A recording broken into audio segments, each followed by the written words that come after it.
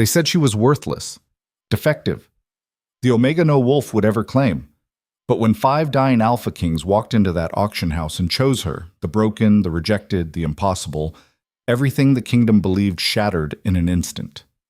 This is the story of Arden Vale, the girl sold as nothing who became the weapon that saved a world. If you want to see how a rejected Omega brings 5 kings to their knees and rewrites destiny itself, stay until the very end. Like this video, drop your city in the comments, and let's begin. The auction hall reeked of desperation and old wood. Arden Vale stood on the platform with her wrists bound in iron cuffs, her bare feet cold against splintered boards. Around her, the other Omegas waited in silk and perfume, their eyes downcast in practiced submission. They knew their value. They'd been groomed for this since childhood, taught to stand straight, to smile without teeth, to let their scent bloom just enough to drive the alphas wild. Arden had been taught nothing. She wore a rough spun shift that hung loose on her too thin frame. Her hair, a dull brown that caught no light, fell in tangled waves past her shoulders. No oils, no jewelry, no carefully applied rouge to make her lips look fuller or her cheeks less hollow, because there was no point. "Lot 47, the auctioneer called, his voice carrying over the low murmur of the crowd. Omega female, 19 years, House of Vale. A few heads turned. Most didn't bother. The Vale name meant something once. Old money, old blood, old power. But that was before Arden's father lost everything in a series of failed investments, and her mother died of a broken heart. Or so the story went. Arden suspected it was poison, but no one cared enough to investigate. Now the name was just a bitter memory, and she was the last piece of collateral. "No wolf," the auctioneer added, almost as an afterthought. The murmuring stopped. A few people laughed. No wolf. In a world where an Omega's worth was measured by the strength of her wolf, by her ability to bond and breed strong alpha heirs, having no wolf was the same as having no soul. It meant she was broken, defective, less than human. Arden kept her chin up anyway. Not out of pride, she'd lost that years ago, but out of sheer stubborn spite. "We'll start the bidding at 50 silver, the auctioneer said, though his tone suggested he didn't expect even that much. Silence. Arden scanned the crowd, rows of alphas in fine coats and polished boots, their eyes cold and calculating as they assessed the Omegas like livestock. Behind them, the betas who served as their stewards and accountants, taking notes, whispering advice. And scattered throughout, the Omegas who'd already been sold, standing beside their new owners with blank expressions and dead eyes. No one looked at her. 40 silver? The auctioneer tried. More silence. Arden's stomach twisted. She'd known this would happen. She'd known for months, ever since her uncle, her father's younger brother, who'd inherited what little was left of the estate, had informed her that she'd be sold to cover the family's remaining debts. She'd begged him to reconsider. She'd offered to work as a servant, to do anything, but he just looked at her with those cold, empty eyes and said, "You're worth more sold than kept." Except she wasn't worth anything at all. 30 silver, the auctioneer said, desperation creeping into his voice now. Surely someone... 10 silver. The voice came from the back of the hall, a younger alpha with a wine-stained coat and a cruel smile. His friends laughed and clapped him on the shoulder. "She'll do for the scullery," he said loudly. "Might get a few years of work out of her before she drops dead." More laughter. Arden's jaw tightened. She wanted to spit at him, to scream, to tell him exactly what he could do with his 10 silver. But she didn't, because what would be the point? She'd still end up scrubbing floors in some alpha's kitchen, still end up dying young and unmourned. 10 silver, the auctioneer repeated, raising his gavel. Going once? The doors exploded. Not metaphorically, not dramatically. They actually exploded. The heavy oak doors at the back of the auction hall blew inward with a sound like thunder, splinters and iron hinges flying through the air. The crowd screamed and scattered, alphas shoving Omegas aside in their rush to get away from whatever was coming through. Arden didn't move. She couldn't. Her legs had locked, her body frozen in shock and terror as smoke and dust poured into the hall. And then they walked through, 5 of them. 5 alphas moving in perfect formation, their power rolling off them in waves so thick the air itself seemed to shimmer. They wore black leather and dark steel, their faces hard and cold, their eyes glowing with an unnatural light. Arden felt it then, the pressure. It slammed into her like a physical force, driving the air from her lungs and sending her to her knees on the platform. Around her, the other Omegas collapsed, whimpering and trembling. Even the Alphas in this crowd had gone pale, their own wolves cowering in the presence of something so much stronger. Alpha Kings. Not just Alphas. Kings. The leader stepped forward first, tall, broad-shouldered, with dark hair that fell to his jaw and eyes like molten gold. His presence alone was enough to make grown men weep. Beside him, a second Alpha, leaner, with silver-white hair and a scar that ran from his temple to his jaw. Then a third, shorter but no less terrifying, with ink-black skin and markings that glowed faintly in the dim light. A fourth, massive and brutal, with a war axe strapped to his back. And finally, a fifth, the youngest perhaps, with copper hair and a face that might have been beautiful if not for the coldness in his green eyes. They stopped in the center of the hall, and the entire room held its breath. "Who dares?" the auctioneer began, but the leader raised one hand and the old man's voice died in his throat. "We are the Thalrian Dominion," the leader said, his voice low and lethal, "and we've come to claim what's ours." The crowd erupted into chaos, people shouting, demanding answers, some trying to flee, and others dropping to their knees in submission. But the five kings ignored them all. Their eyes swept over the Omegas on the platform, assessing, dismissing, until they landed on Arden. All five of them. At once. Arden's heart stopped. No, this didn't make sense. She was nothing. She was broken. She was that one, the leader said, pointing directly at her. The auctioneer sputtered. But, Your Majesty, she has no wolf. She's defective. Surely you'd prefer... Did I stutter? The leader's voice dropped to a growl that rattled the windows. "We'll take her. Now!" The silver-haired one stepped onto the platform, moving with a predator's grace. Arden tried to scramble back, but her bound wrist threw off her balance and she nearly fell. He caught her easily, one hand closing around her upper arm, and hauled her to her feet.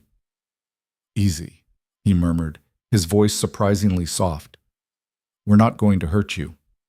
Arden didn't believe him. Why would she? These were Alpha Kings, rulers of the most feared dominion in the known world. They didn't just take Omegas. They conquered them, broke them, used them up and discarded them. But then his eyes met hers, and for just a moment she saw something she didn't expect. Desperation. "Please," he whispered, so quietly she almost missed it. "Just come with us. We don't have much time." Before she could respond, he lifted her off the platform and carried her toward the others. The crowd parted like water, no one daring to stand in their way. The auctioneer made one last attempt to protest, something about payment, about proper procedure, but the leader tossed a pouch of gold at his feet without even looking at him. "That should cover it," he said flatly, "and if anyone tries to follow us, I'll burn this entire hall to the ground with you inside it." No one moved. The kings walked out through the shattered doors. Arden held firmly in the silver-haired one's arms, and within moments they were outside in the cold night air. A massive carriage waited for them, drawn by horses that looked more like demons, red eyes, smoking nostrils, hooves that sparked against the cobblestones. Arden was shoved, not roughly, but not gently either, into the carriage. The five kings climbed in after her, and the door slammed shut. And then they were moving, the carriage lurching forward at a speed no normal horse could maintain, the city disappearing behind them in a blur of lights and noise. Arden pressed herself into the corner of the seat, her heart hammering so hard she thought it might break through her ribs. The five kings sat across from her, their faces unreadable in the dim light filtering through the curtained windows. No one spoke. Finally, after what felt like an eternity, Arden found her voice. "Why?" she rasped. "Why me?" The leader, the one with the golden eyes, leaned forward, elbows on his knees, and studied her with an intensity that made her want to disappear. "Because you're the only one who can save us," he said simply. Arden laughed. She couldn't help it. The sound came out sharp and bitter, almost hysterical. "I'm broken," she said. "I have no wolf. I'm worthless. Everyone knows that." "Everyone's wrong." The copper-haired one spoke this time, his green eyes burning in the darkness. You're not broken, Arden Vale. You're dormant. There's a difference. How do you even know my name? We know everything about you, the massive one rumbled. His voice was like grinding stone. We've been searching for you for years. Arden's mind spun. None of this made sense. She was nobody. She was nothing. She was... We're dying, the silver-haired one said quietly. All 5 of us. And you're the only one who can stop it. The words hung in the air like a death sentence. Arden stared at them, trying to process what she'd just heard. Dying? These were Alpha Kings, beings of immense power, nearly immortal, feared across the entire realm. How could they be dying? I don't understand, she whispered. You will, the leader said. We'll explain everything when we reach the stronghold. But for now, just know this. We didn't choose you because you're perfect. We chose you because you're the only one who can be chosen. The curse won't allow anyone else. What curse? The dark-skinned one with the glowing markings smiled, but there was no humor in it. The one that's been eating us alive for the last decade. The one that will kill us all within the month if you don't agree to help us. Arden felt sick. This was insane. This was impossible. And if I refuse... Silence. Then the leader spoke again, his voice softer now, almost gentle. Then we die. And the kingdom falls. And everyone you've ever known, everyone in that auction hall, everyone in that city, burns with us. Arden's breath caught. You're lying. We don't have the luxury of lies, little Omega. We barely have the luxury of time. He leaned back, his golden eyes never leaving hers. So here's the deal. You come with us. You let us try to save ourselves, and in doing so, save you. And if it doesn't work, he shrugged. At least you'll have spent your last days in a castle instead of scrubbing floors for some drunk alpha who paid 10 silver for the privilege of working you to death. It wasn't a choice. Not really. But Arden had never had a real choice in her life anyway. Fine, she said, hating how small her voice sounded. I'll help you, but I want something in return. The kings exchanged glances. Name it, the leader said. If I do this, if I somehow manage to save you, I want my freedom. I want to choose my own path. No bonds, no claims, no ownership. I want to be free. For a long moment, no one spoke. Then the leader smiled. It was a grim, tired smile, but genuine. Deal, he said. You save us, and you walk away free. You have my word. And if I can't save you, then we all die together. At least you won't die alone. Arden didn't know if that was supposed to be comforting. It wasn't. But it was something. The carriage rattled on through the night, carrying her away from everything she'd ever known and towards something she couldn't even begin to understand. The journey took 3 days. 3 days of rattling wheels and stony silence, broken only by brief stops to change horses and relieve themselves. The kings didn't speak much, and when they did, it was in low tones among themselves, discussing routes, timelines, contingencies. They never addressed Arden directly unless necessary, and she didn't try to engage them. She spent most of the time staring out the curtained windows, watching the landscape change. They left the flat farmlands around the capital and climbed into the foothills, then higher still into the mountains. The air grew colder, thinner. Snow began to appear on the peaks around them. The Thaurian Mountains.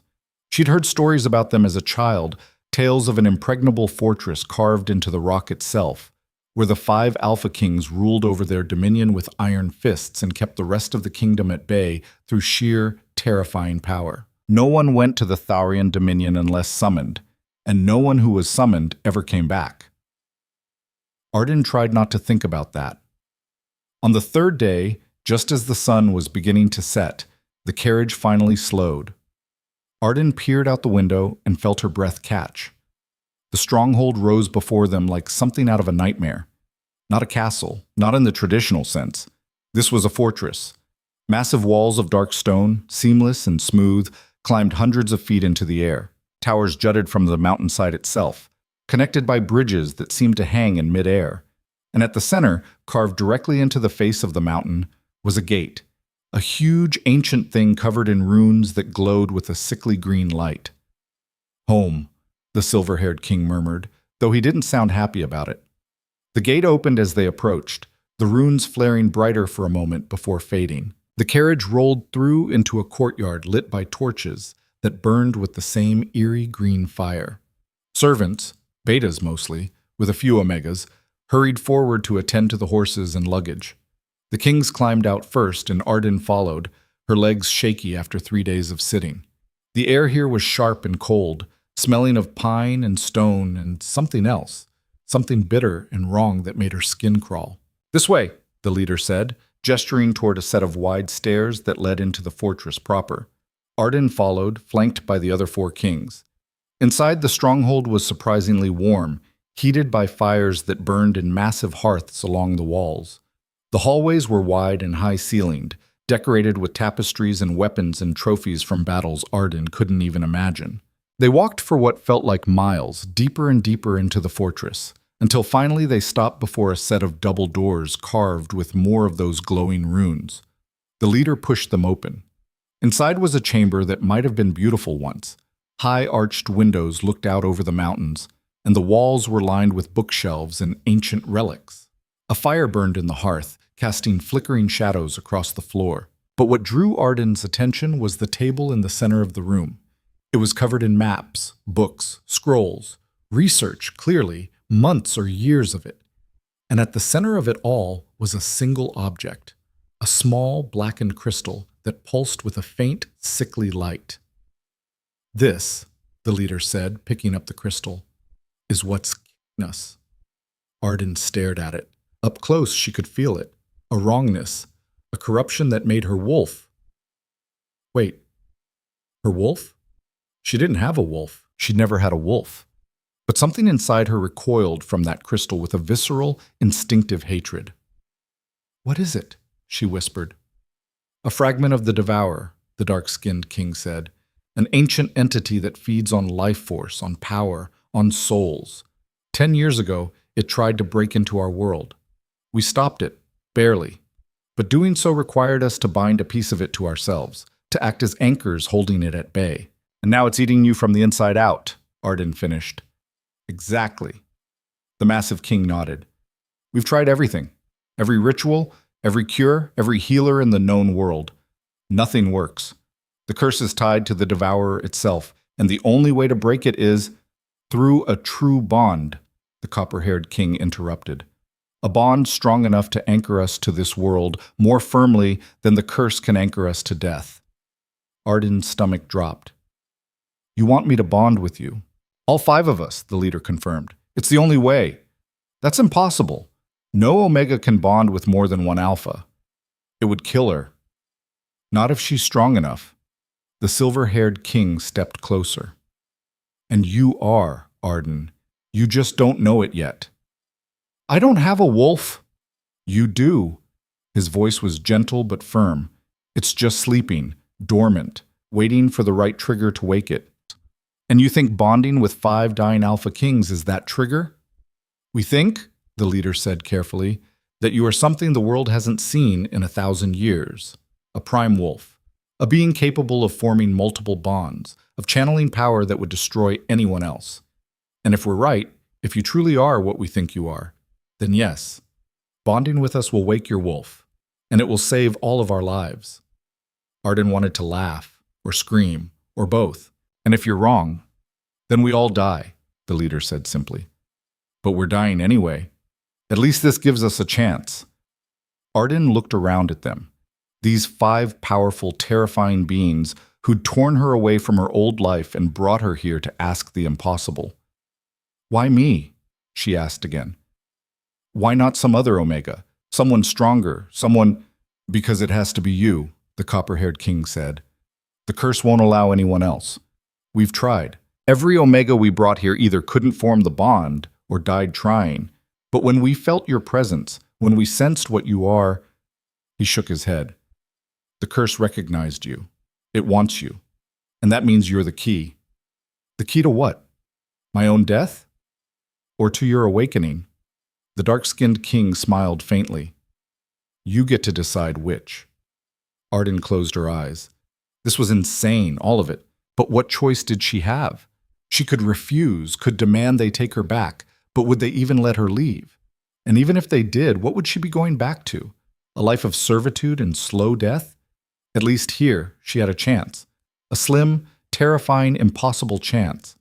Okay, she said finally, opening her eyes. I'll try. But I'm not promising anything. And if this kills me, then we'll die with you, the leader said. You have our word. It wasn't comforting, but it was honest. And Arden decided that, for now, honesty was enough. They gave her 3 days to settle in before the ritual. 3 days in a fortress that felt more like a tomb with each passing hour. Arden was given a room, if you could call it that.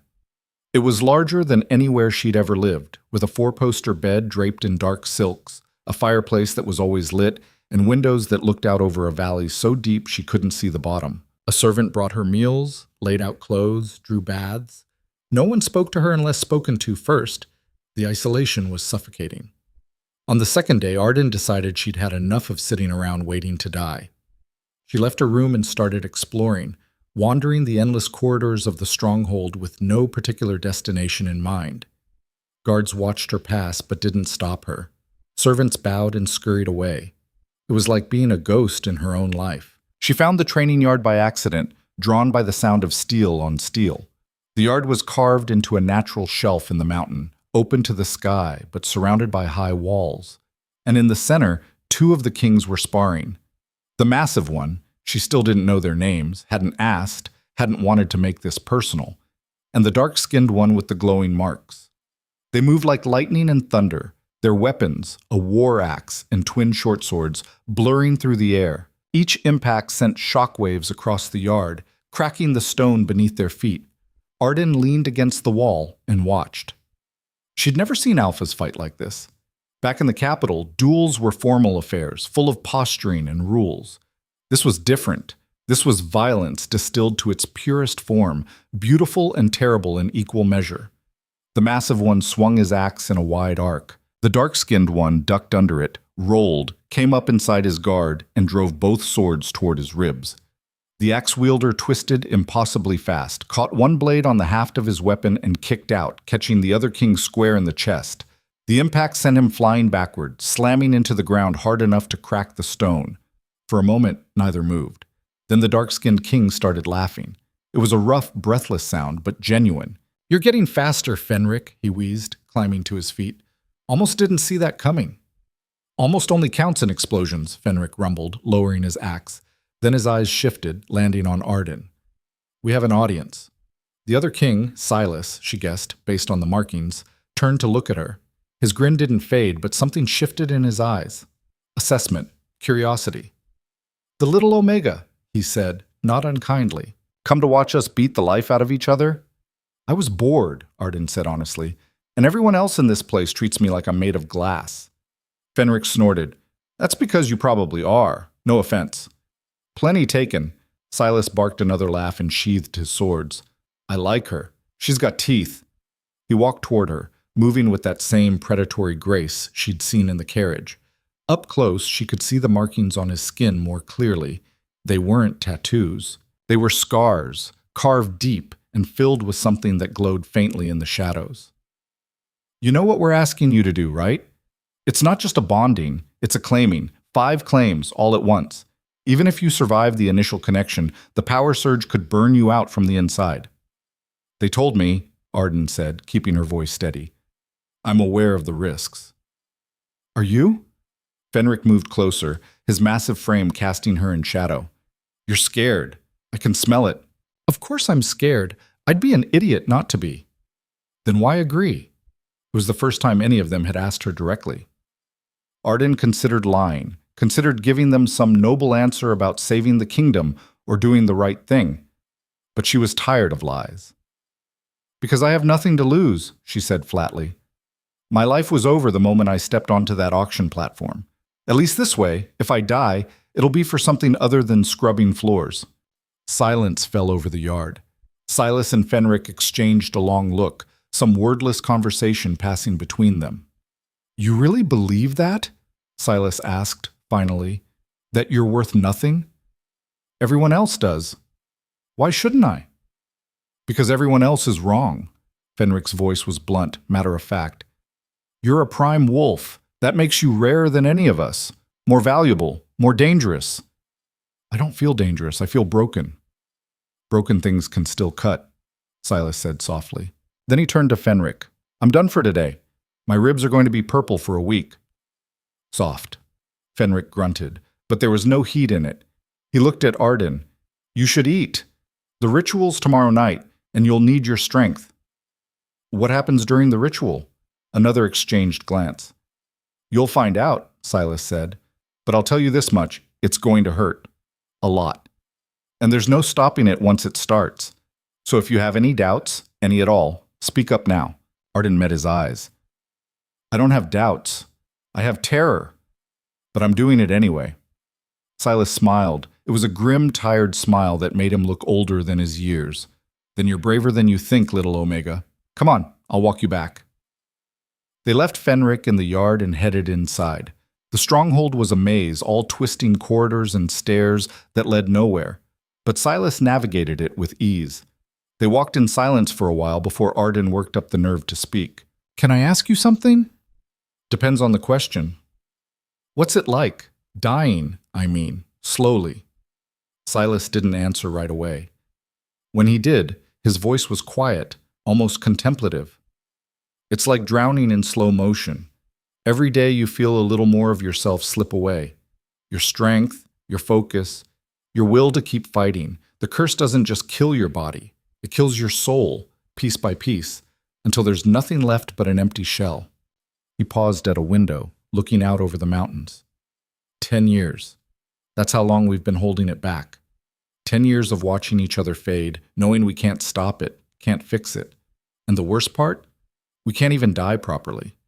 The curse keeps us alive just long enough to suffer. That's horrible. That's reality. He glanced at her. But you already know about that, don't you? About living in a world that doesn't want you. Arden's throat tightened. How did you know? Because I see it in your eyes. That same emptiness, that same resignation. He turned to face her fully. The world told you that you were worthless, and you believed it. The world told us we were invincible, and we believed that too. Turns out, we were both wrong. Do you think the ritual will work? Honestly, I don't know. But I know this. If it doesn't, at least we tried. And that's more than most people can say. They reached her room. Silas paused at the door, his hand on the frame. Get some rest, he said. Tomorrow's going to be the hardest day of your life. But if you survive it, he trailed off, then shook his head. Just rest. He left before she could respond. Arden went inside and sat on the edge of the bed, staring at her hands. They were shaking. She clenched them into fists, trying to force them still, but it didn't work.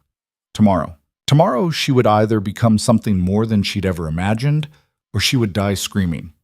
She wasn't sure which outcome terrified her more. The next day passed in a blur of preparation. Servants came and went, bringing food she couldn't eat, drawing baths she barely noticed. Someone left a dress on her bed, not the rough shift she'd worn to the auction, but something finer, deep blue silk that shimmered in the firelight, with silver embroidery along the hem and sleeves. It was beautiful in a way that made her uncomfortable, like wearing someone else's skin. She put it on anyway. As the sun began to set, a knock came at her door. The leader, Kaler, she'd finally learned, stood in the hallway, dressed in formal black leather with silver clasps. His golden eyes swept over her, assessing. You look ready, he said, though his tone suggested he wasn't convinced. I'm not, Arden admitted, but I'm here anyway. That's all we can ask. He gestured down the hall. Come. The others are waiting. They descended into the depths of the stronghold, down staircases carved into the mountain itself, until they reached a chamber Arden hadn't seen before. It was massive, circular, with walls covered in those glowing runes. In the center stood a stone altar, and around it the other 4 kings waited. Draxen, the silver-haired one with the scar. Silas with his glowing marks. Fenrick with his war axe strapped to his back. And Lior, the copper-haired one with the cold green eyes. They all turned as she entered. "It's time," Kaylor said simply. Arden's legs felt like water, but she forced herself to walk forward. The runes on the walls pulsed brighter as she approached, responding to something in her presence. The wrongness she'd felt from the crystal was here too, thicker, pressing against her skin like oil. "What do I do?" she asked, hating how small her voice sounded. "Stand in the center," Draxon said. His voice was gentle, almost apologetic. "We'll form a circle around you. When the ritual begins, don't fight it. Let the power flow through you. If you resist, it'll tear you apart." "And if I don't resist?" "It might still tear you apart," Lior said bluntly. "But at least you'll have a chance." "Comforting." "We're past the point of comfort," Kaylor said. He moved to stand at one point of the circle, the others taking their positions around her. 5 points, 5 kings, 5 sources of power that made the air itself crackle with energy. Arden stood in the center, her heart hammering so hard she could hear it in her ears. "Close your eyes," Kaylor instructed, "and whatever happens, don't let go." "Let go of what?" "Yourself." Before she could ask what that meant, the ritual began. The runes on the walls exploded with light, so bright she could see it even through her closed eyelids. Power surged into the chamber, a tidal wave of raw energy that slammed into her from all sides. She gasped, tried to step back, but there was nowhere to go. The power wrapped around her, through her, pulling at something deep inside that she didn't know existed. And then the pain started. It felt like being burned alive from the inside out, like every nerve in her body was on fire, every bone splintering, every drop of blood boiling. She screamed, couldn't help it, the sound ripping from her throat as she fell to her knees. "Hold on," Draxon's voice, distant and distorted. "You have to hold on." She couldn't. It was too much. Too much power, too much pain, too much everything. She was going to die here, was going to burn up and disappear, and no one would even remember her name. Something shifted. Deep inside her chest, in a place she'd never noticed before, something moved. It uncurled slowly like a creature waking from a long sleep, and as it did, the pain began to change. Not fade, change. It became something else, something she could almost grasp, almost control. Her wolf. It was there, it had always been there. Just sleeping, just waiting, just... The power surged again, stronger this time, and Arden felt herself splitting apart. 5 bonds formed simultaneously, threads of light and energy connecting her to each of the kings. She could feel them now, really feel them. Their pain, their fear, their desperation. The curse eating them alive, the corruption spreading through their souls like poison. And underneath it all, she felt something else. Something ancient and vast and utterly wrong. The devourer. It noticed her, focused on her. And it was hungry. Arden's eyes snapped open. The chamber had changed. The runes weren't just glowing, they were bleeding, dark liquid seeping from the carvings and pooling on the floor. And in the center of the altar, the blackened crystal had begun to crack, green light spilling from the fissures. "No," Kaylor breathed. "Not yet. It's too soon." The crystal shattered, and something came through. It wasn't physical, not exactly. It was more like a presence, a weight, a wrongness that made reality itself buckle and twist. Arden felt it press against her mind, felt it try to crawl inside her, to devour her the way it had been devouring the kings.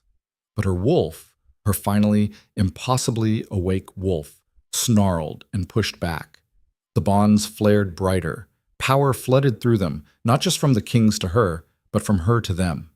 She was a conduit, a channel, a living bridge between their dying strength and something older, something primal that the curse couldn't touch. The devourer recoiled, and then it attacked. Pain exploded through Arden's skull as the entity slammed into her mind with the force of a battering ram. She saw things. Terrible things. Worlds consumed, civilizations burned, souls torn apart and scattered across the void. The devourer had existed since before time, before light, before life itself. It was entropy given form, the end of all things, and it would not be denied. But Arden was done being denied too. She didn't know where the power came from. Maybe it was her wolf, finally unleashed. Maybe it was the bonds, channeling strength from 5 alpha kings. Maybe it was just sheer, stubborn spite. But she gathered it all together. every scrap of will, every ounce of rage, every moment of rejection and pain and humiliation. And she pushed. The devourer screamed. It wasn't a sound exactly, but Arden felt it in her bones, in her blood, in the very core of her being. The bonds flared white-hot, burning away the corruption, the curse, the wrongness that had been killing the kings for 10 years. And then, as suddenly as it had begun, it was over. Arden collapsed onto the stone floor, gasping for air that felt like glass in her lungs. Around her, the 5 kings had fallen too, sprawled across the chamber like broken puppets. The runes on the walls flickered once, twice, then went dark. Silence. Arden tried to move, but her body wouldn't respond. Every muscle felt like it had been shredded, every bone ground to powder. She could taste copper in her mouth, could feel something warm, blood probably, trickling from her nose. "Did it work?" she croaked. No one answered. Panic surged through her exhaustion. Had she killed them? Had the ritual failed? Had she... It worked. Kalor's voice, rough but alive.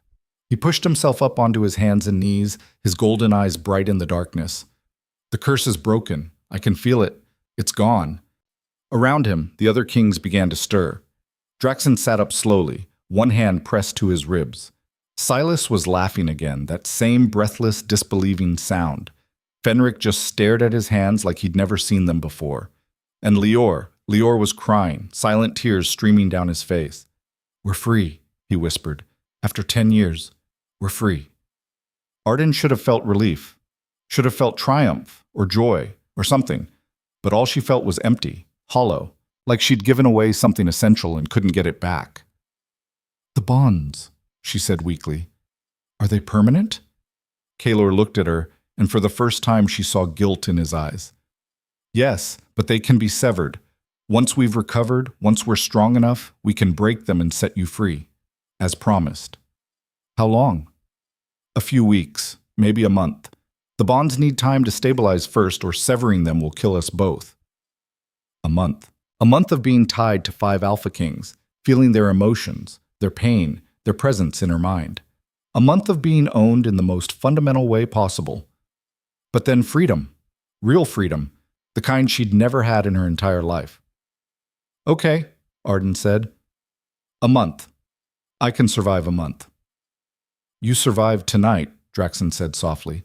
"That's more impressive than anything I've ever seen." "It doesn't feel impressive. It feels like dying. Sometimes they're the same thing." Servants arrived then, summoned by some signal Arden didn't notice. They helped the kings to their feet, started tending to wounds and exhaustion. Someone tried to help Arden up too, but she waved them off. "I can walk," she said, forcing herself upright. Her legs shook, but held, barely. "I just need to sleep for about a year." "Take 2, Silas said with a weak grin. "You've earned it." They made their way back up through the stronghold, a slow, painful procession of broken people who'd somehow managed not to die. Servants whispered as they passed, their eyes wide with shock and something else. Awe, maybe, or fear. Arden didn't care. She just wanted to lie down and stop existing for a while. But when they reached the upper levels, shouting echoed through the corridors. Angry voices, dozens of them, coming from the main hall. Kalor's expression darkened. "What now?" They found out quickly. The hall was filled with people, nobles, soldiers, advisors, all crowding around someone Arden couldn't see. But she could hear him. A male voice, loud and furious, cutting through the chaos. "An abomination! You've bonded with a wolfless Omega, tied your power to a defective. Careful!"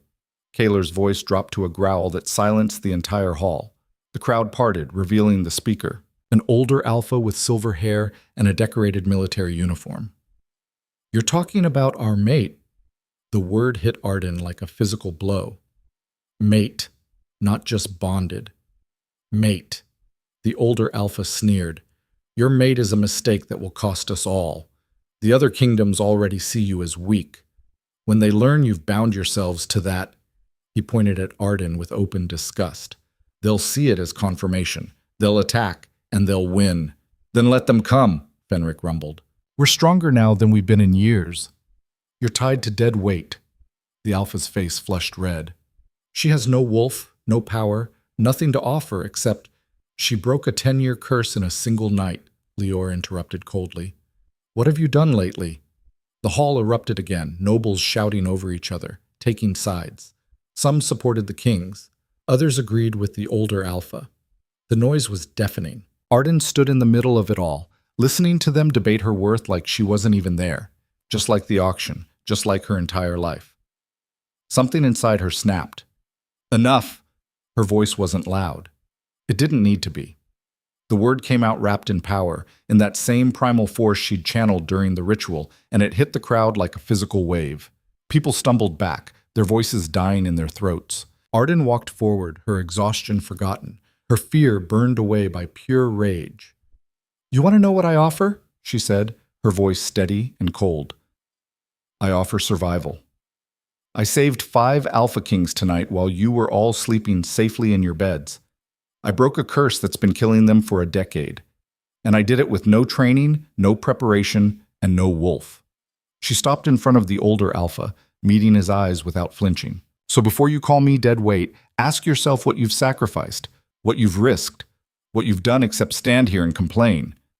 The Alpha's mouth worked silently, his face cycling through shock and fury and something that might have been shame. If the other kingdoms want to attack, Arden continued, turning to address the entire hall, then let them come. I didn't survive tonight just to roll over for anyone. I'm done being afraid. I'm done being worthless. And I'm done listening to people who've never bled for anything tell me what I am. She turned and walked away, not waiting for a response, not caring if anyone followed. Behind her, the hall remained silent, until Silas started clapping. It was slow at first, mocking almost, but genuine. Then Fenric joined in. Then Draxen. Then Lior. And finally, Kalor. 5 Alpha Kings applauding a defective Omega who'd just told their entire court to go to hell. Arden didn't look back. She climbed the stairs to her room, shut the door, and collapsed onto the bed fully clothed. And for the first time in her life, she fell asleep without crying. She woke to the feeling of 5 separate heartbeats echoing in her chest. Not her own, theirs. The bonds were alive, pulsing with a steady rhythm that made it impossible to forget she wasn't alone anymore. She could feel them even through the thick stone walls of the fortress. Kalor, awake and tense, standing somewhere high up. Draxen, restless, pacing. Silas, still recovering, his pain a dull throb in her ribs. Fenric, calm and steady as a mountain. Lior, cold and distant, his emotions locked down tight. Arden pressed her hands against her chest, trying to push the sensations away. It didn't work. They were part of her now, woven into her very being. For a month. Just a month. And then she'd be free. She had to believe that. A knock came at the door before she could spiral further into panic. She dragged herself out of bed, still wearing yesterday's dress, now wrinkled and stained with blood she didn't remember spilling. Come in, she called, her voice rough. Draxen entered, carrying a tray with food and what looked like tea. He took one look at her and his expression softened. You look terrible, he said, not unkindly. Thanks. You really know how to make a girl feel special.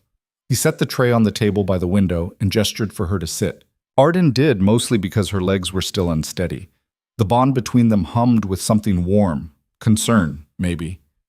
It was strange, feeling someone else's emotions like they were her own. How are you holding up? He asked, pouring tea into a cup.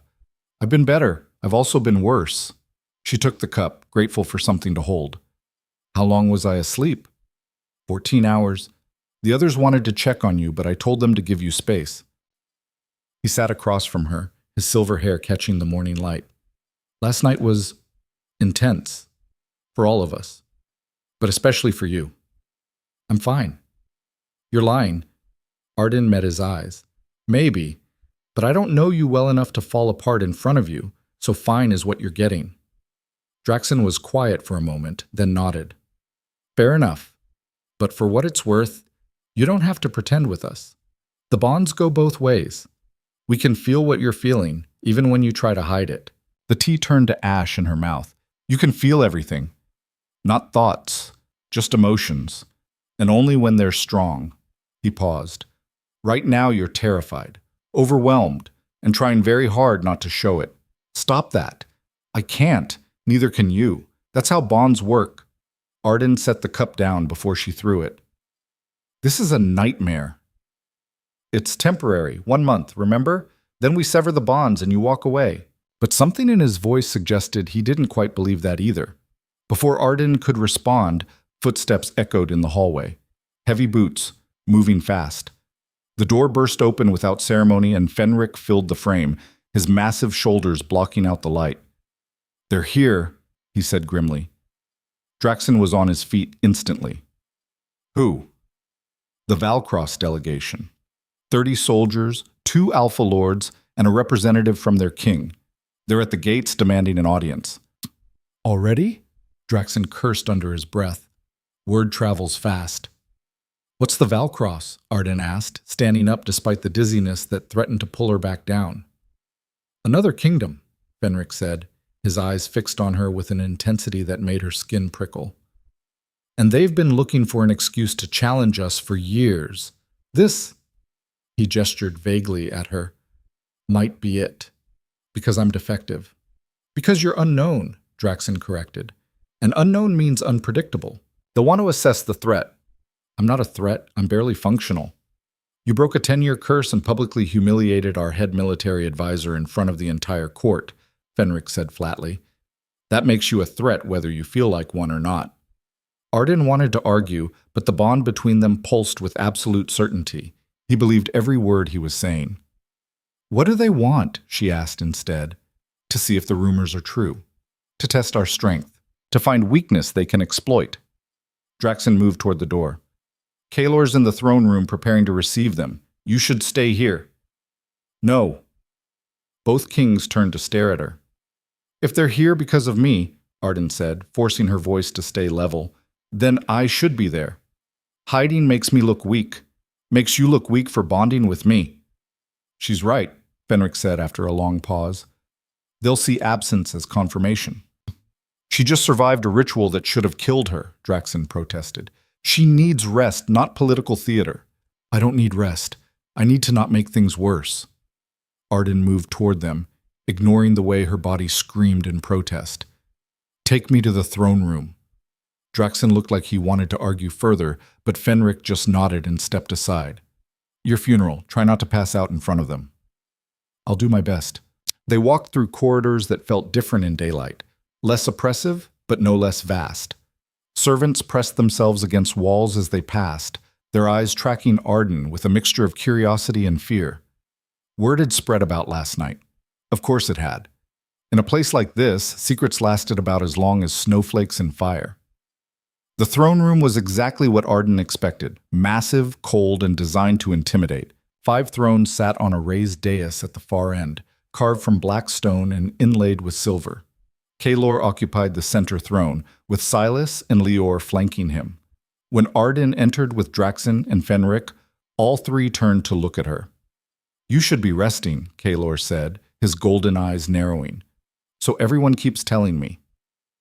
Arden climbed the steps to the dais, her legs shaking with each movement. But if I'm the reason they're here, I should be present. She has a point, Leor said quietly. His green eyes studied her with that same cold assessment. Weakness invites attack. Better she stands with us than hides behind us. Standing is optimistic, Silas muttered, but there was no real criticism in his tone. Through the bond, she felt something from him. Approval, maybe. Or respect. It was hard to tell. Draxen and Fenric took their thrones, completing the 5. For a moment, no one moved. Then Kaelor gestured to a spot just behind and between the thrones. Stand there. Don't speak unless directly addressed. And for the love of everything, don't pass out. Why does everyone think I'm going to pass out? Because you look like a strong breeze would knock you over, Fenric said bluntly. Before Arden could respond, the massive doors at the far end of the hall opened. The Valcross delegation entered in formation, soldiers in gleaming armor, 2 lords in expensive furs and silk, and at the center, a woman who walked like she owned the world. She was tall for an Omega, with hair like spun gold and eyes the color of ice.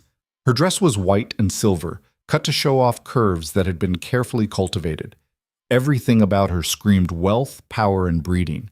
She was what Arden should have been, if the world had been kinder. The delegation stopped 20 feet from the dais. The woman stepped forward and inclined her head. Not a bow, just an acknowledgement between equals. Alpha Kings, she said, her voice smooth as cream. I am Celestia Valcross, representative of King Aldrich of Valcross. We've come to verify certain rumors. Rumors travel faster than truth, Kaelor said, his voice flat and giving nothing away. What is it you think you've heard? That you've broken your curse through a bonding ritual. That you've chosen a mate. Her ice-blue eyes shifted to Arden, and something sharp flashed in them. A defective Omega with no wolf and no breeding. Is this true? The room went silent. Arden felt all 5 bonds flare with anger, controlled but burning hot. She kept her expression neutral, even as her nails dug into her palms. My mate's status is none of your concern, Kaelor said, his voice dropping to a dangerous growl. On the contrary, it's very much our concern. One of the lords stepped forward, an older alpha with a scarred face. The Thalrian Dominion has held power through strength for generations. If that strength is compromised by a poor choice of mate, it affects the entire region's stability. Careful, Lior said softly. You're implying we made a mistake. That's dangerously close to an insult. I'm stating facts. The Lord didn't back down. An Omega with no wolf cannot produce strong heirs, cannot anchor power, cannot break a curse that's been killing us for 10 years? Silas interrupted, his glowing marks flaring brighter. Because she did that. Last night, while you were sleeping safely in your beds. Celestia's smile didn't waver. So the curse is truly broken. It is. Prove it. Kaelor stood slowly, and the temperature in the room seemed to drop. You want proof? Fine. Fenric. The massive king rose from his throne and descended the dais. The Valcross soldiers shifted nervously, hands moving toward weapons. Fenric ignored them, walking to the center of the hall. Then he raised one hand and closed his fist. The floor cracked. Not just cracked, shattered. Spiderwebs of fractures spread outward from where he stood, the stone itself splintering under the weight of his power.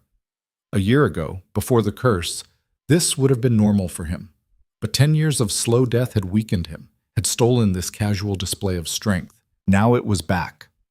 The Valcross delegation took an involuntary step backward. Even Celestia's perfect composure slipped for just a moment. The curse is broken, Kaelor repeated. Our power is restored, and yes, we bonded with an Omega the world deemed worthless. Does that bother you? It concerns us, the scarred lord said carefully. Bonding with weakness. She's not weak. The voice came from behind Arden, so unexpected she jumped. Draxon had risen from his throne and moved to stand beside her. His hand came to rest on her shoulder, a gesture of solidarity that sent warmth flooding through their bond. She survived a ritual that would have killed any other Omega, he continued. She channeled enough power to break an ancient curse, and she did it with no training, no preparation, and no support system. His silver eyes met Celestia's. If that's weakness, then I'd hate to see your definition of strength. Celestia's smile turned brittle. Pretty words, but words don't change facts. She has no wolf. That makes her mine. The word came from Arden's own mouth before she could stop it.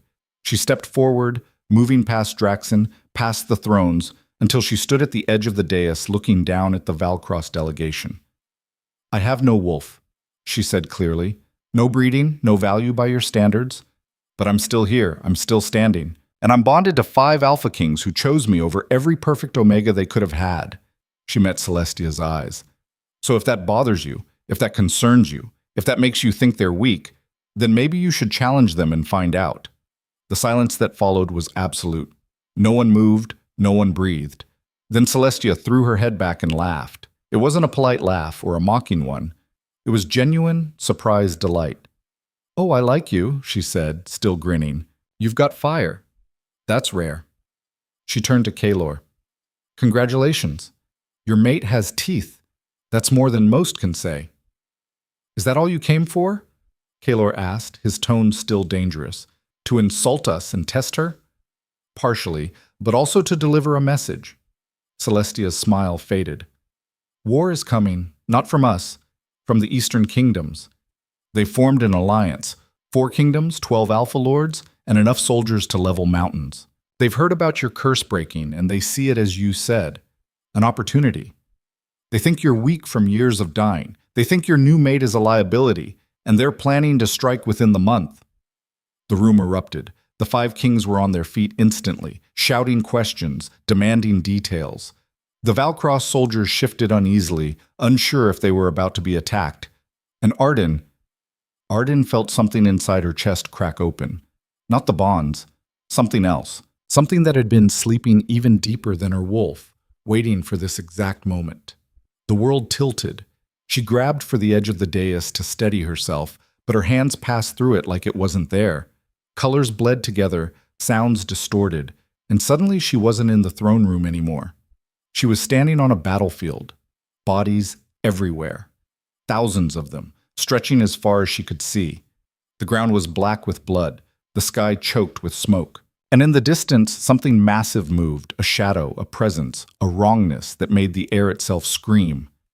The Devourer. It wasn't gone. The ritual hadn't destroyed it, just pushed it back, weakened it. And now it was coming back, drawn by the promise of war, of death, of souls ripe for consuming. Arden saw herself standing in the center of it all, power blazing around her like a star. She saw the 5 kings fighting beside her, their strength barely enough to hold the line. She saw the Eastern Kingdom's armies crashing against them like waves against rocks, and she saw herself die. Not quickly, not cleanly.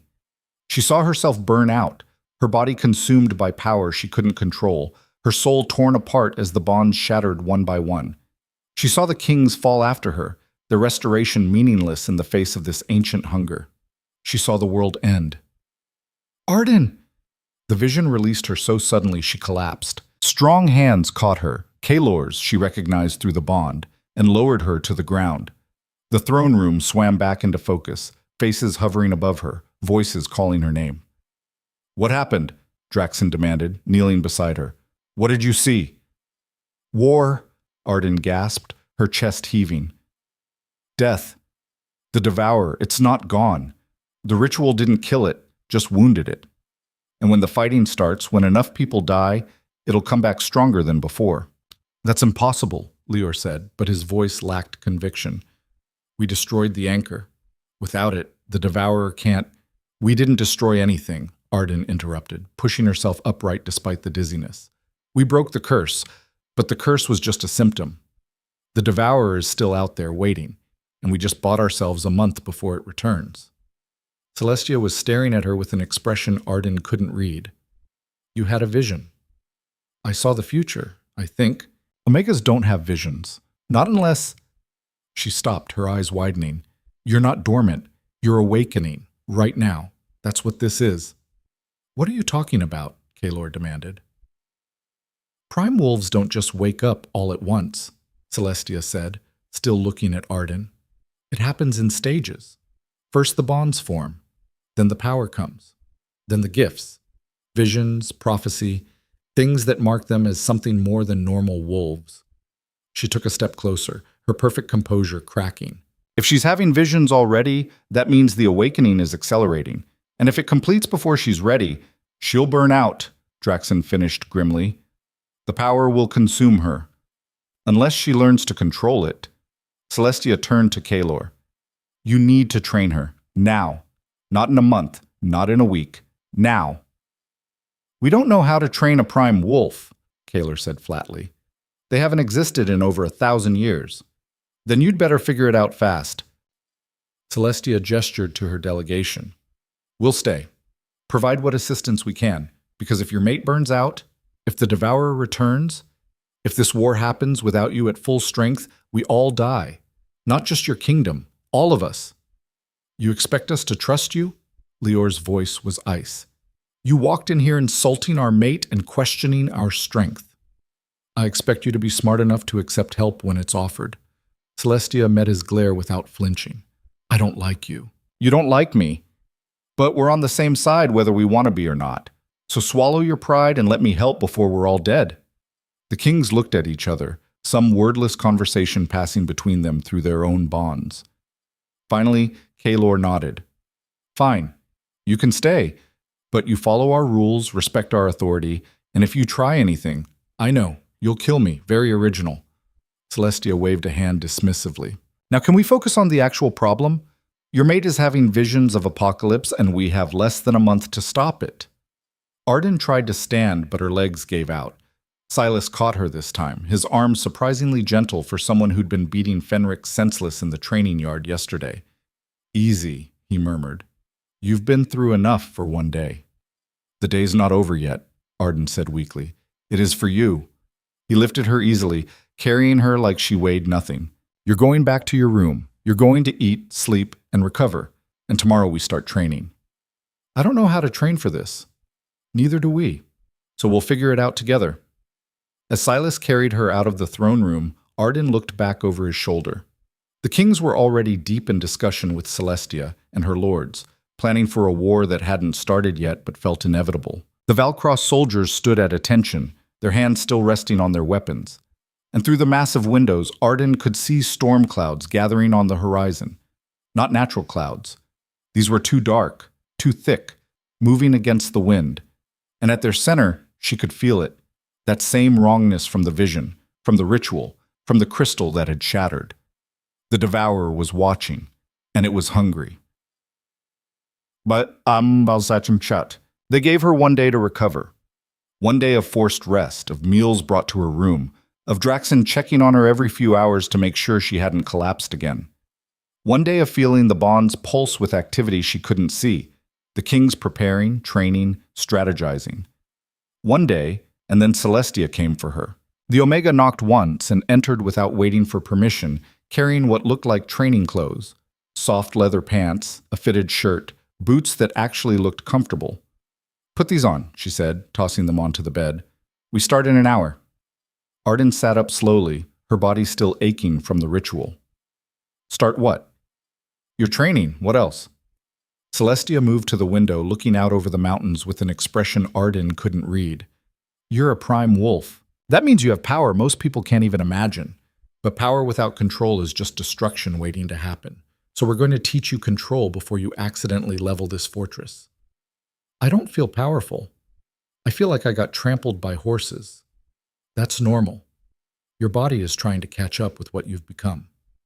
Celestia turned to face her. The bonds accelerated your awakening, but your wolf is still learning what it can do. Right now you're like a newborn holding a sword, dangerous to everyone, including yourself. Comforting. I'm not here to comfort you. I'm here to keep you alive. She moved closer, her ice blue eyes studying Arden with unnerving intensity. That vision you had, tell me exactly what you saw. Arden hesitated. Talking about it felt like inviting it to happen. Everything, she said finally. Death, destruction, the devourer consuming souls like a wildfire, and me in the center of it, burning out. Did you see yourself die? Yes. Good. Arden blinked. How is that good? Because if you saw it, you can change it. Visions aren't destiny. They're warnings, possibilities. The future as it would be if nothing changes. Celestia sat on the edge of the bed, her perfect posture never wavering. But here's the thing about prime wolves. They don't just see the future. They shape it. That's what makes them so dangerous and so valuable. I don't want to shape anything. I just want to survive. Then you're going to have to learn fast.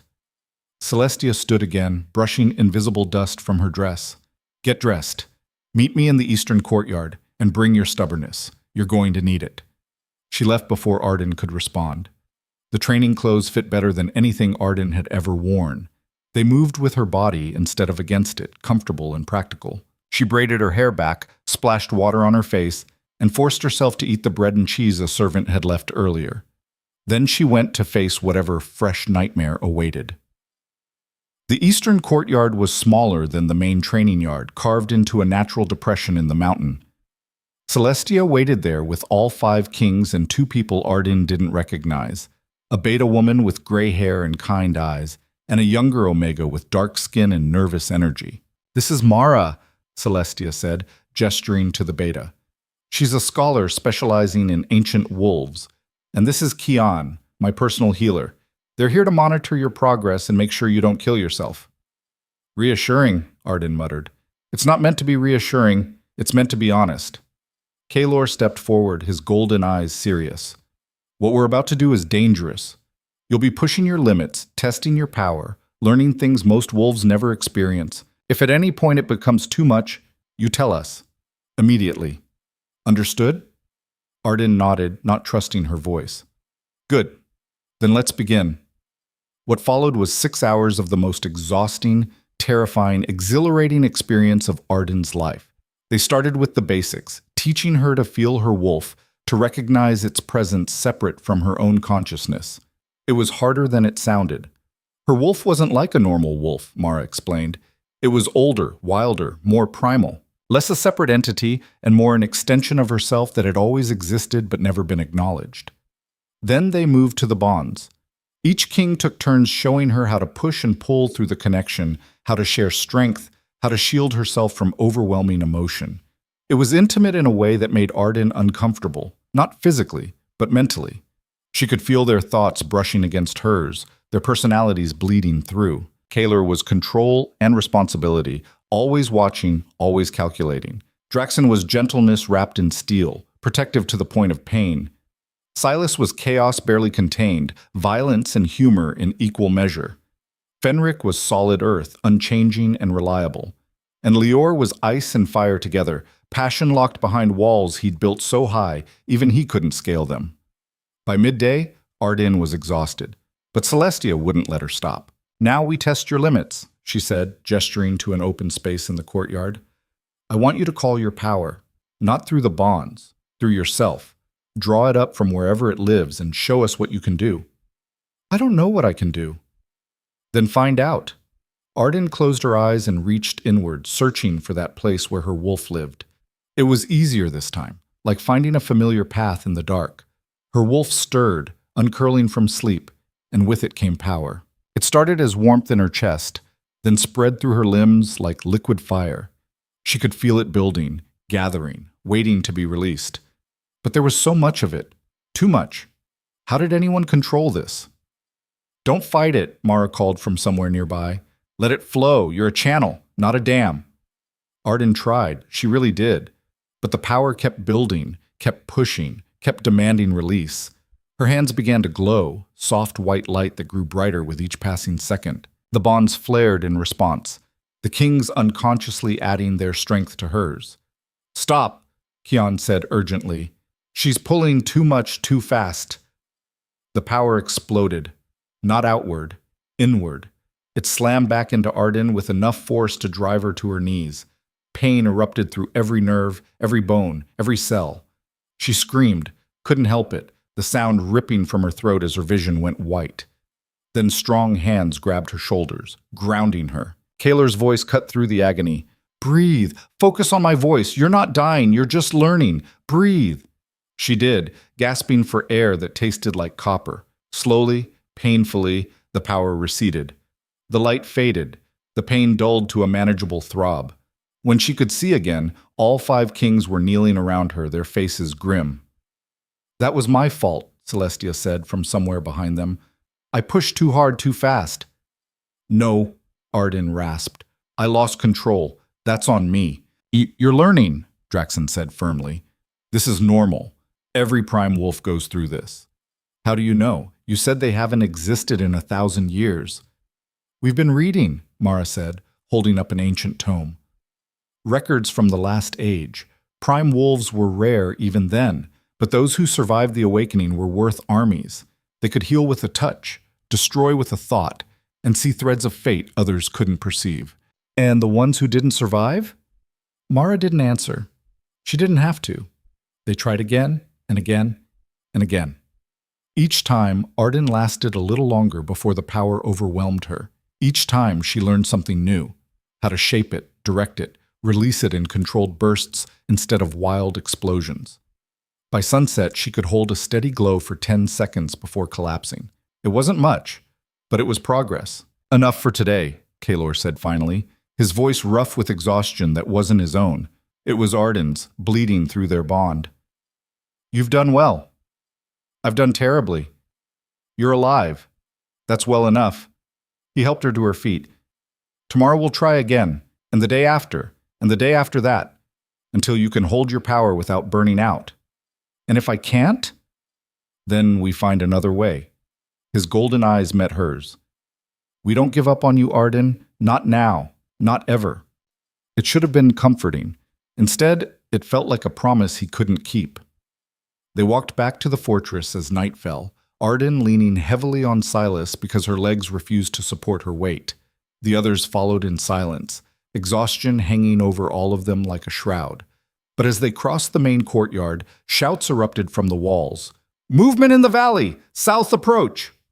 Everyone froze. Kaelor's head snapped up, his eyes glowing with sudden intensity. "How many?" he called. "Hundreds! No, thousands! It's an army!" Celestia cursed. "The Eastern Kingdoms, they're here already."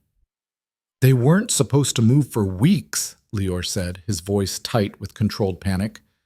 "Plans change." Kaelor was already running toward the walls, the others close behind.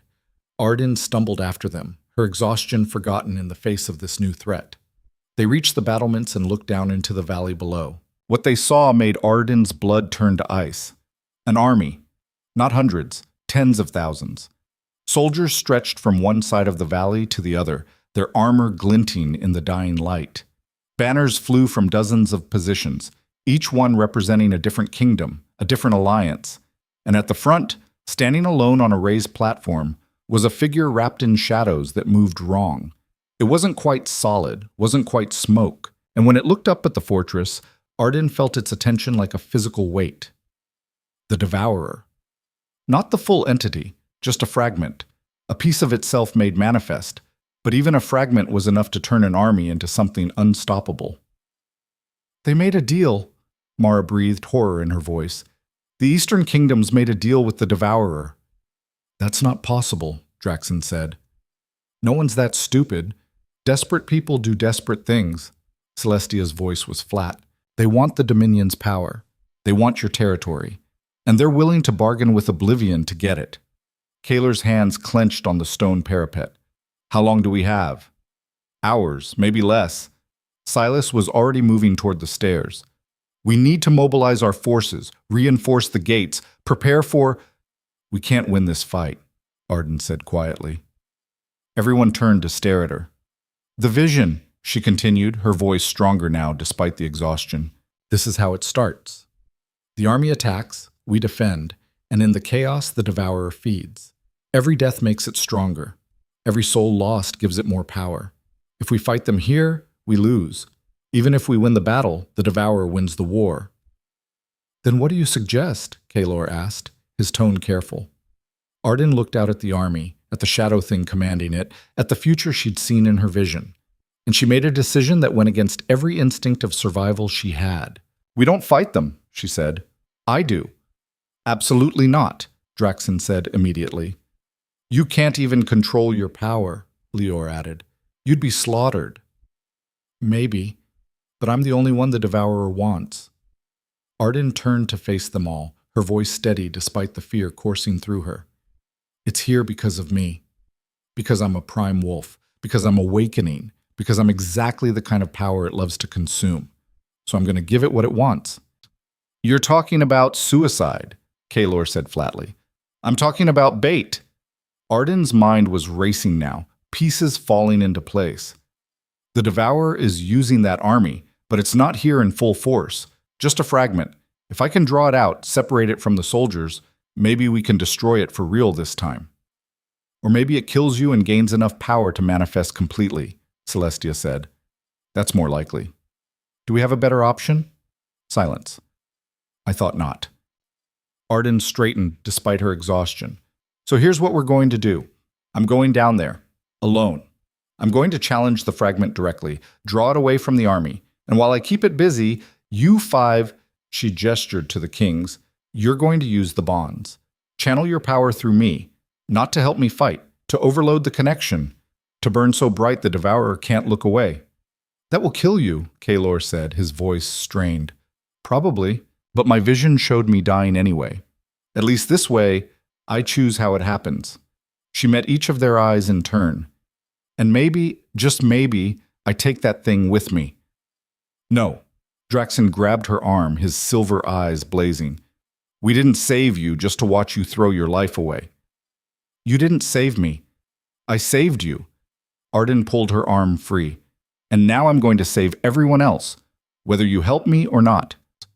She turned and walked away before they could stop her, before she could second-guess herself, before the fear could paralyze her completely. Behind her, she heard Kaelor's voice, quiet and defeated. Someone stop her. No one moved, because they all knew, through bonds, through logic, through the simple truth of their situation, that she was right. Arden Vale, the broken Omega, the defective reject, was walking into certain death, and she was the only chance any of them had.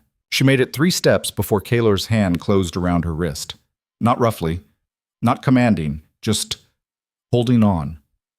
You're not going alone, he said, his voice rough with something that felt like grief through their bond. I have to. No, you don't. He turned her to face him, those golden eyes burning in the torchlight. You think we saved you just so you could sacrifice yourself. That's not how this works. Then how does it work? Arden yanked her arm free, anger rising to cover the terror. Because from where I'm standing, I'm the liability everyone said I was. The defective Omega who brought war to your doorstep. The only difference is now I can do something about it. By dying? If that's what it takes. It's not. Draxon appeared beside Kaelor, his silver hair catching the moonlight. You said you'd channel power through the bonds. That means we go with you. All of us. We face this thing together or not at all. That's suicide for all of us instead of just me. Great plan. Better than yours. Silas joined them, his glowing marks pulsing with agitation. You can barely hold your power for 10 seconds. You think you can last long enough against that thing to make a difference? I don't know, but I have to try. Why? Lior's voice cut through the argument, cold and precise. He stood slightly apart from the others, his green eyes fixed on her with unsettling intensity. Why does it have to be you? Give me one good reason. Arden opened her mouth, then closed it. Because the truth was, she didn't have a good reason. Just a feeling, a bone-deep certainty that this was what she was supposed to do, what she'd always been meant to do, even before she knew what she was. Because I saw it, she said finally, in the vision. I saw myself standing against it. And I saw what happens if I don't try. You also saw yourself die, Fenric rumbled. Convenient how you left that part out. I didn't leave it out. I just don't care. Arden looked at each of them in turn. I've been dead since the moment my family sold me. This, she gestured at the valley below, at the army and the shadow thing commanding it. This is just making it official. At least now it means something. The bonds flared with anger, denial, fear, all of it hitting her at once like a physical blow. She staggered, pressing a hand to her chest.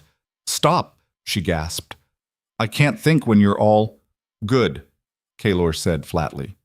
Maybe you'll make a better decision. The decision's made. Then we're coming with you. You can't. The fortress needs you. The people need you. If all 5 kings walk out there and don't come back, then Celestia takes command until we do. Kaelor's voice left no room for argument. She's the ranking alpha after us. She knows what to do. I don't need protection. This isn't protection. It's strategy.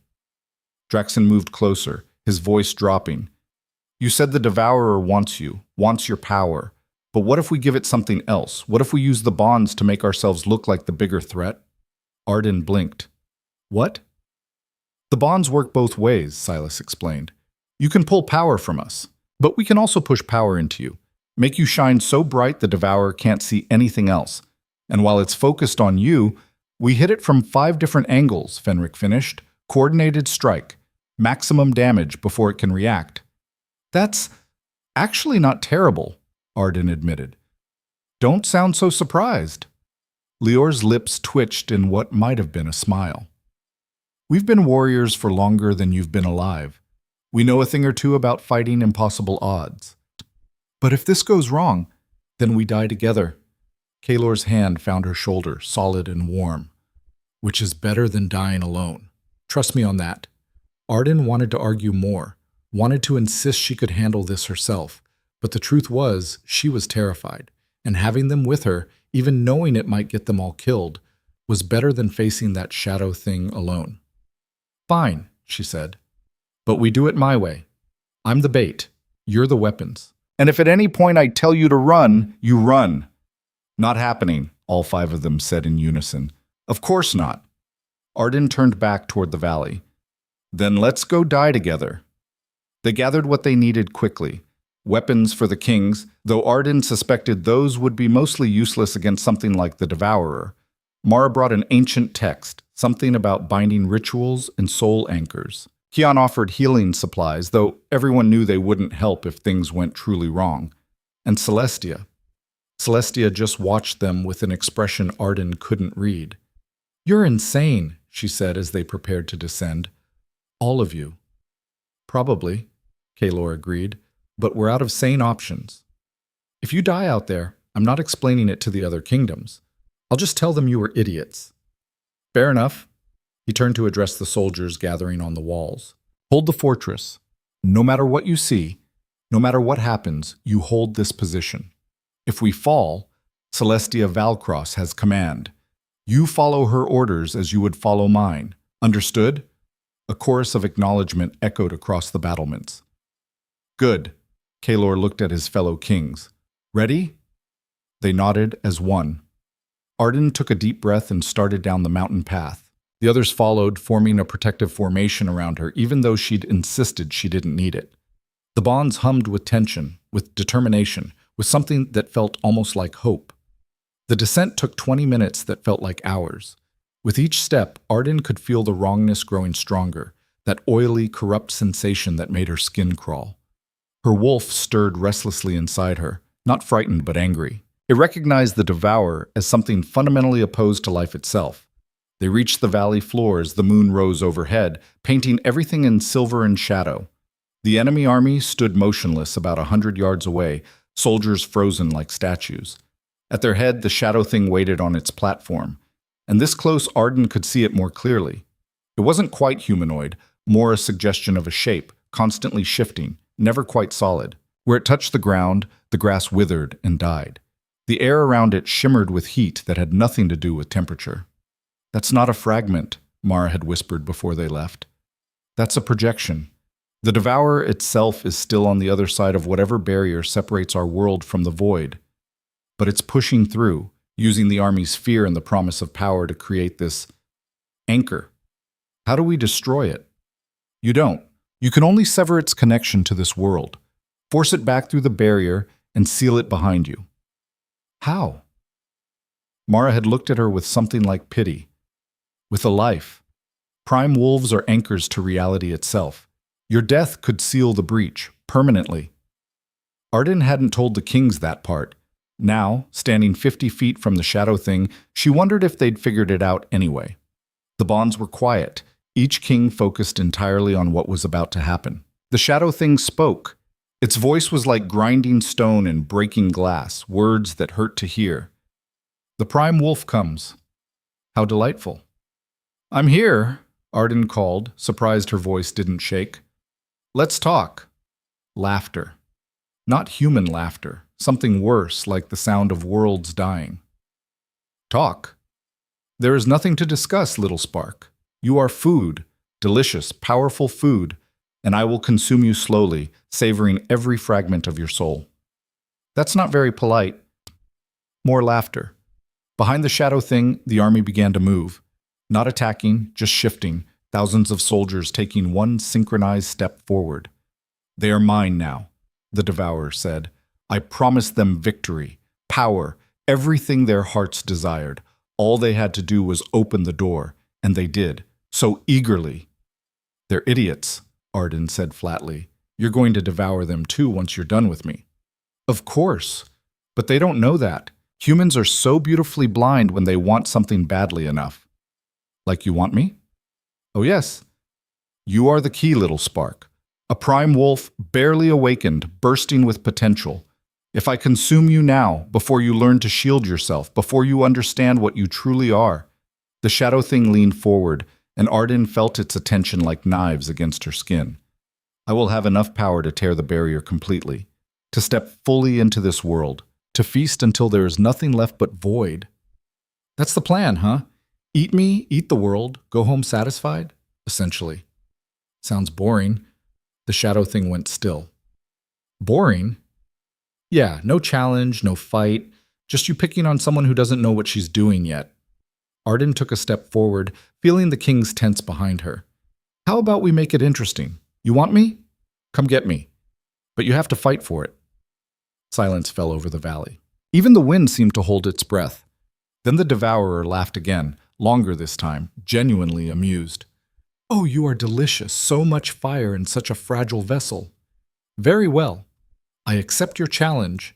Show me what a newborn prime wolf can do before I tear you apart. The shadow thing lunged. It moved faster than anything that size should move, crossing the distance in a heartbeat. Arden barely had time to throw herself aside before it crashed into the ground where she'd been standing. The impact left a crater 10 feet wide, the earth itself rotting at the edges. Now! Kalor shouted. The bonds exploded with power, all 5 kings channeling their strength directly into Arden, flooding her with more energy than she'd ever held before. It should have burned her out instantly, should have torn her apart from the inside. But her wolf rose to meet it. Light erupted from Arden's body, brilliant white tinged with silver, so bright it hurt to look at. She felt her power surge, felt control snap into place like pieces of a puzzle she didn't know she'd been solving. The training, the exhaustion, the constant pushing against her limits, it all crystallized in this moment. She wasn't just holding power anymore. She was wielding it. The devourer recoiled, its shadow form flickering. Impossible. You shouldn't be able to— Surprise, Arden said, and she drove her fist into the ground. The shockwave that radiated outward wasn't physical. It was pure concentrated life force, the opposite of everything the devourer represented. It slammed into the shadow thing like a hammer, and for the first time it screamed in pain. Behind it, the army convulsed. Soldiers dropped to their knees, clutching their heads, the devourer's control over them flickering as it focused entirely on Arden. Scatter formation! Draxon's voice cut through the chaos. The 5 kings split apart, moving to surround the devourer from all sides. They didn't attack. Not yet. They just held position, channeling more power through the bonds, keeping Arden burning bright. The shadow thing lashed out with tendrils of darkness, trying to grab her, to pierce her light. Arden dodged, twisted, struck back with bursts of power that made the air itself crack. She wasn't trained, wasn't graceful, but she was angry, and that anger gave her strength.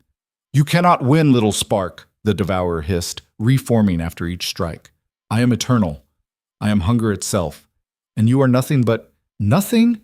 Arden's laugh was sharp and bitter. I've been nothing my entire life. You think that scares me? You think I don't know how to fight from the bottom? She reached deep into the bonds, pulling harder than she ever had before. The kings gasped, stumbled, but held firm. More power flooded into her, so much she could feel her body starting to crack under the strain. But she held it, shaped it, made it hers. I was sold as worthless, she continued, her voice rising, rejected, abandoned, told I had no value, no purpose, no future. And you know what? They were right. I had no value in their world. The light around her grew brighter. But this isn't their world anymore. It's mine. She released everything at once. The explosion of power that erupted from Arden was like a star going supernova. Pure white light that seared away darkness, that made the shadow thing shriek and writhe. The bonds amplified it, the 5 kings adding their strength to hers until the combined force was enough to shake the mountain itself. The devourer's form began to tear. Not destroying it, that was impossible, but forcing it back, pushing it toward the barrier between worlds that it had crawled through. No! The shadow thing lashed out desperately, tendrils wrapping around Arden's legs, her arms, trying to drag her down. You are mine! You are— Not yours! Arden gasped, her vision going white at the edges from the strain. Not anyone's. Not anymore. She pulled harder on the bonds, demanding everything the kings had. Through their connections, she felt their agony. This was killing them too, burning through their strength faster than they could replenish it. But none of them let go. None of them stopped channeling. The devourer's shriek reached a pitch that shattered stone. Its form collapsed inward, compressed by the weight of all that life force, all that power concentrated into one devastating attack. The barrier between worlds became visible for just a moment, a tear in reality itself, bleeding green light. And then, with one final push, Arden drove the shadow thing back through. The tear sealed with a sound like thunder. The Devourer's presence vanished, snapped back to whatever void it called home. The corruption that had been spreading through the valley stopped, withered grass slowly returning to green. Arden's light faded. The bonds went quiet, and she collapsed. Strong arms caught her before she hit the ground. Fenric's she recognized through the haze of exhaustion. Around her the others were falling too, their strength completely spent. But they were alive. All of them, somehow, were still alive. In the distance, the army was stirring, soldiers blinking in confusion, looking around like they'd just woken from a nightmare. The Devourer's hold on them was broken. Without its influence, they were just people, scared, confused people who'd made a terrible mistake. "Stand down!" A voice rang out from the enemy ranks. One of the lords, recognizable by his armor. "Stand down! The Devourer is gone. We were deceived." Chaos rippled through the army as reality set in. Some soldiers dropped their weapons immediately. Others looked ready to fight regardless. But without the shadow thing commanding them, without that supernatural compulsion driving them forward, the attack had lost its momentum. Kalor forced himself upright, swaying but standing. "This is over. You came here for power, for territory. Instead, you nearly destroyed us all. Go home. Tell your kings what happened here. Tell them the Tharian dominion will not be conquered, not by armies, not by ancient evils, not by anything." The enemy lord hesitated, looking at his soldiers, at the sealed tier where the Devourer had been, at Arden lying unconscious in Fenric's arms. "What is she?" he asked quietly. "Ours," Kalor said simply. "And if anyone tries to harm her again, we'll show you exactly what a bonded prime wolf can do when we're not half dead." The Lord nodded slowly, then turned to his army. "Withdraw. Fall back to base camp. This battle is over." It took another hour for the army to fully retreat. They moved slowly, disorganized, many of them still shaking off the Devourer's influence. A few stayed behind, deserters or soldiers who realized their kingdoms had made an unforgivable mistake. The Tharian forces let them be. There would be time to sort out the politics later. Right now, everyone just wanted to breathe. Arden woke to the now familiar sensation of the bonds humming in her chest. She was back in her room, lying in the too large bed with two soft blankets. Every muscle in her body felt like it had been shredded and poorly stitched back together, but she was alive. "Welcome back," Draxon said from the chair beside her bed. He looked terrible, pale, exhausted, with dark circles under his eyes. But he was smiling. "You've been out for 2 days." "2 days?" Arden tried to sit up and immediately regretted it. "What happened? The army, gone. They retreated before dawn the first night. Some of them are camped in the foothills, too ashamed to go home. Others scattered. The alliance is shattered." Draxon leaned forward. "You did it, Arden. You drove back the Devourer and broke their army without a single casualty on our side. We did it. All of us. You led. We just followed." He reached out and took her hand, his grip warm and solid. "I've never seen anything like what you did out there. The way you channeled all that power without burning out. The way you held it together long enough to seal the breach. Mara says it should have been impossible. It felt impossible. But you did it anyway." His smile widened. "You're incredible. I hope you know that." Arden looked away, uncomfortable with the praise. "How are the others?" "Recovering. Silas is already back to causing trouble. Fenric hasn't left the training yard. Lior's been locked in the library researching something. And Kalor..." Draxon paused. "Kalor's been dealing with the aftermath. Messages from other kingdoms. Ambassadors requesting audiences. Everyone wants to know about the prime wolf who drove back the Devourer. Great. More people thinking I'm dangerous. You are dangerous, but you're also ours. And we protect what's ours." He squeezed her hand. "The bonds are stable now, stronger than ever, which means we can sever them." Arden's chest tightened. "You promised. A month, and I'd be free." Draxon's expression shifted to something complicated. "We did promise that. And we'll keep that promise if it's what you want. But Arden, do you still want that? After everything? She didn't answer, because she didn't know. A month ago, freedom was all she'd wanted. The chance to walk away, to choose her own path, to never be owned by anyone again. But now, after fighting beside them, after feeling their emotions through the bonds, after seeing how they looked at her like she was something precious instead of broken, she wasn't sure what she wanted anymore. Think about it, Draxon said softly. You don't have to decide today, or tomorrow. We have time now. The Devourer's sealed, the army's scattered. We actually have time. He left her to rest, closing the door quietly behind him. Arden lay back against the pillows and stared at the ceiling. Through the bonds, she could feel all 5 kings going about their days. Kaelor's steady determination, Silas's restless energy, Fenric's quiet strength, Lior's sharp focus, and Draxon's gentle concern, even now fading as he moved farther away. They were alive because of her. She was alive because of them. And somehow, in saving each other, they'd become something neither side had expected. 3 days later, Arden was strong enough to walk. She made her way to the throne room, where she found all 5 kings in deep discussion with Celestia and several other nobles. They looked up as she entered, and Kaelor's face split into a genuine smile. There she is, the woman who scared off 10,000 soldiers. I had help, Arden said, climbing the steps to the dais. What's all this? Offers of alliance, Lior said, gesturing to the pile of sealed letters on the table. Apparently saving the world makes you very popular. Half the kingdoms want to meet you, the other half want to recruit you. They can't have her, Fenric rumbled. She's staying here. That's her choice, Kaelor said firmly. Not ours. Everyone looked at Arden. She took a deep breath. About that, I've been thinking. The doors burst open again. A messenger breathing hard, his face pale. Your Majesties, the barrier, the seal you created, it's holding, but barely. Our scouts report disturbances.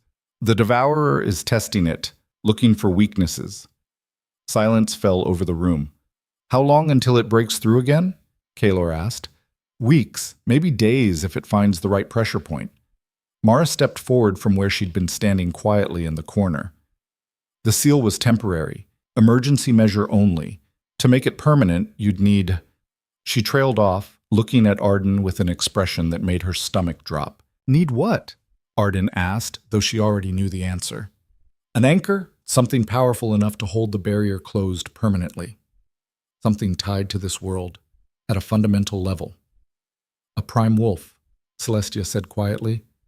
Yes, but not just any prime wolf. One who's formed multiple bonds. One whose connection to this reality is strong enough to sustain the seal indefinitely. Mara's voice was gentle, but firm. One like you. Arden felt the bonds flare with immediate denial from all 5 kings. No, Kaelor said flatly. There has to be another way. There isn't. I've checked every text, every record. A prime wolf anchor is the only permanent solution. What would it cost her? Draxon demanded. Mara hesitated. Not her life, but her freedom. She'd need to stay here at the Dominion, maintaining the seal. If she tried to leave to sever the bonds or distance herself too much, the barrier would weaken. The Devourer would break through. So she becomes a prisoner, Lior said, ice in his voice. Trapped here forever. I prefer the term guardian, but yes, essentially. Arden looked at each of them, the 5 kings who'd saved her, who'd fought beside her, who'd promised her freedom if she helped them. And now that freedom was being taken away again, not by cruelty, but by necessity. The irony wasn't lost on her. How long do I have to decide? She asked. The seal is stable for now, Mara said, but the longer we wait, the more the Devourer will press against it. Days, maybe a week at most. Then I need time to think. Of course.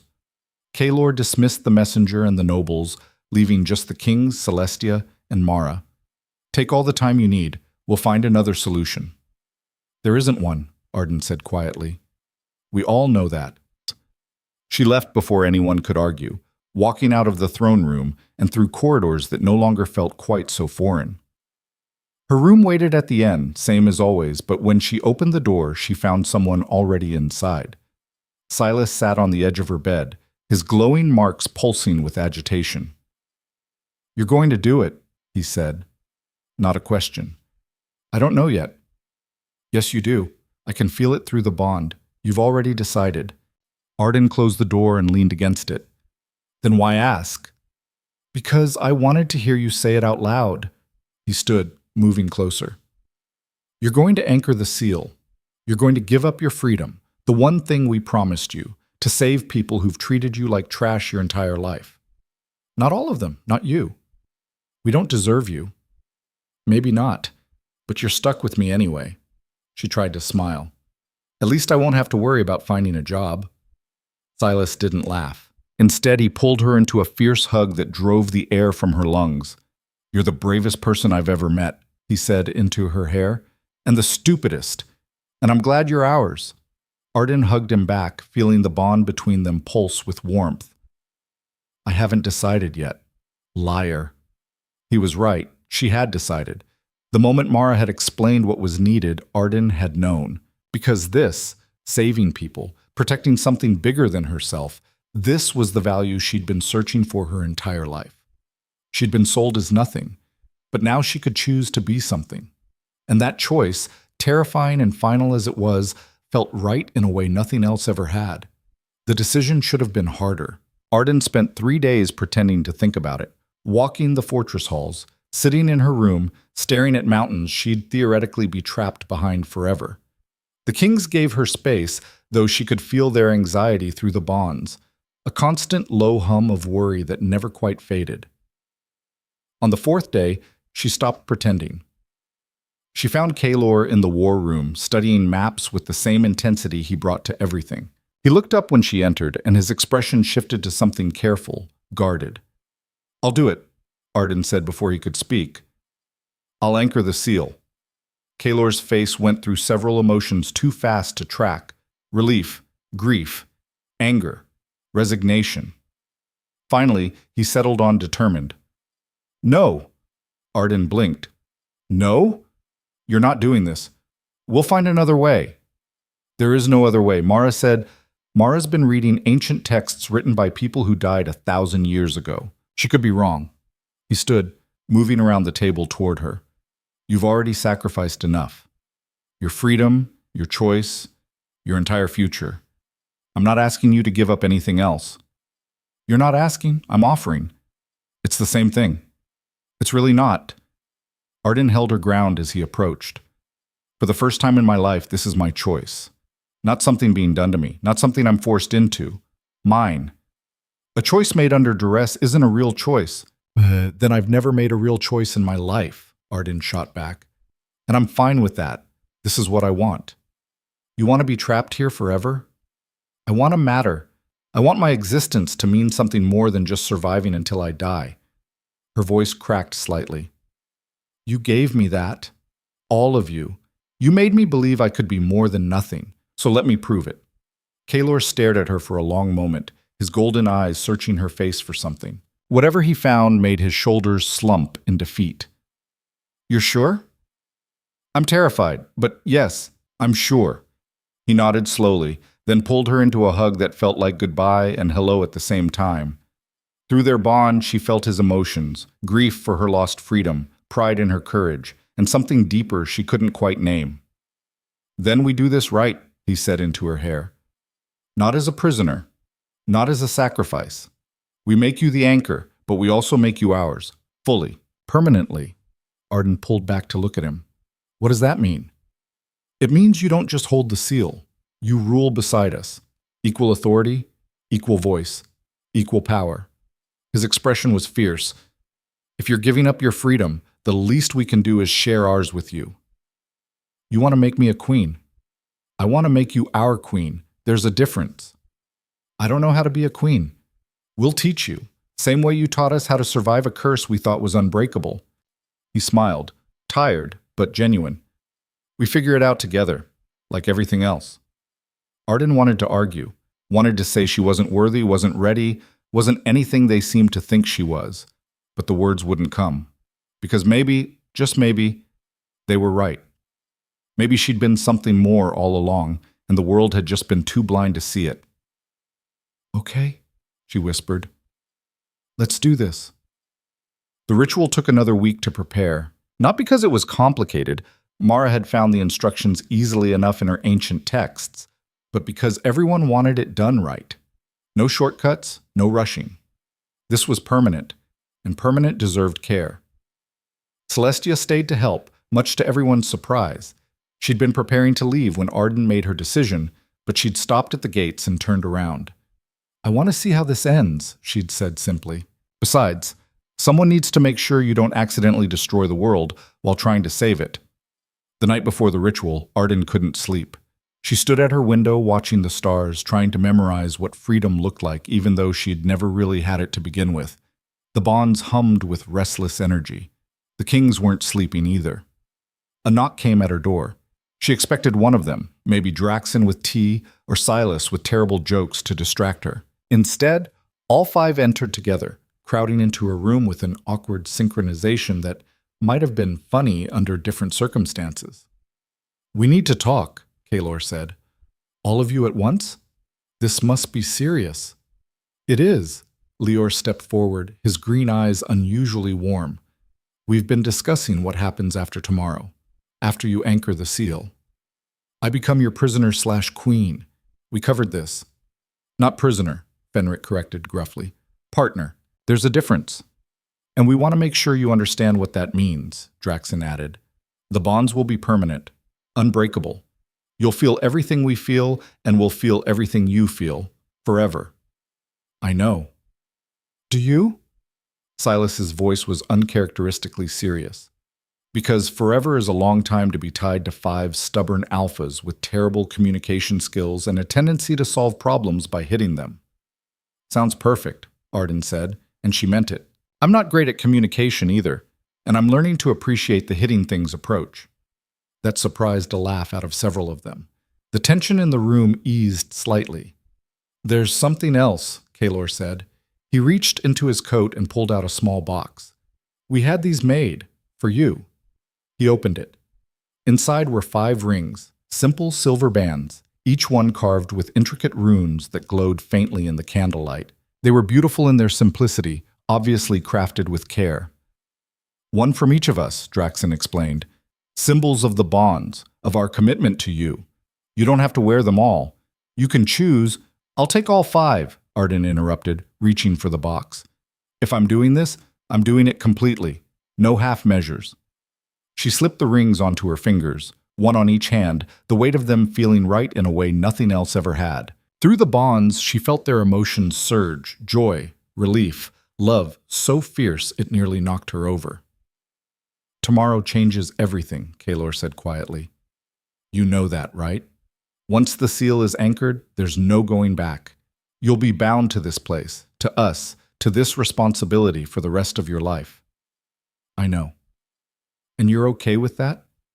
Arden looked at each of them in turn, these 5 impossible alphas who'd chosen her when the entire world had rejected her, who'd fought beside her, nearly died for her, and were now offering her a crown she'd never wanted but somehow desperately needed. I'm more than okay with it, she said. I'm ready. The ritual began at dawn. They gathered in the same chamber where Arden had first formed the bonds, the walls still marked with runes that pulsed with residual power. But this time, Mara had added new markings, symbols of anchoring, of permanence, of a bridge between worlds that would never break. Arden stood in the center wearing simple white robes, her hair unbound, the 5 rings glinting on her fingers. The kings formed a circle around her, each one holding a candle whose flame burned unnaturally bright. Mara stood at the edge with her ancient text, Celestia and Kion nearby as witnesses. Are you ready? Mara asked. Arden nodded, not trusting her voice. Then we begin. The ritual was nothing like the first one. There was no pain, no burning agony, no sense of being torn apart. Instead, it felt like sinking into warm water, gentle, gradual, inevitable. Power flowed through the bonds, not in a flood, but in steady streams weaving together into something larger than any of them individually. Arden felt herself expanding. Not physically, she remained standing in the chamber, but her awareness stretched outward. She could feel the fortress around her, the mountain beneath it, the valley beyond. She could feel the seal she'd created days ago, holding but weakening, and she reached for it with instincts she didn't know she had. The seal responded to her touch, recognized her, welcomed her. She poured herself into it, letting her power flow through the barrier between worlds, strengthening it, reinforcing it, making it permanent. The devourer pressed against the other side. She could feel its hunger, its rage at being denied, but it couldn't break through. Not anymore. Not with her holding the line. The anchor settled into place with a finality that resonated through her bones. She was bound now, not to the kings, that had already happened, but to this place, this duty, this purpose. She could feel the weight of it, vast and eternal, and instead of crushing her, it felt like finally standing on solid ground after a lifetime of drowning. When she opened her eyes, the chamber had changed. The runes on the walls blazed with pure white light, no longer the sickly green of the devourer's corruption. The air felt cleaner somehow, lighter, and standing before her, the 5 kings looked at her with expressions of awe. "It's done," Mara said softly. "The seal is permanent, and you—" She looked at Arden with something like reverence. "You're no longer just a prime wolf. You're a guardian, the first in over 1,000 years. Arden felt the truth of it settle into her chest. Guardian, not prisoner, not sacrifice. Guardian. She could live with that. "How do you feel?" Draxon asked, moving closer. "Different, stronger, like I'm finally where I'm supposed to be." She looked down at her hands, watched power flicker across her skin like lightning. "And also like I could sleep for a week." "Later," Kalor said with a smile. "First, we have a coronation to attend." "A what?" "You didn't think we were going to make you a queen without a proper ceremony, did you?" Silas grinned. "The entire Dominion is waiting. Celestia sent word to the other kingdoms too. Everyone wants to see the guardian who saved the world." "I didn't save the world. I just held the door closed." "That's the same thing," Fenric rumbled. "Accept it." They led her through corridors that had been transformed overnight. Banners hung from the ceilings, flowers lined the walls, and everywhere she looked, people bowed. Not out of fear or obligation, but genuine respect.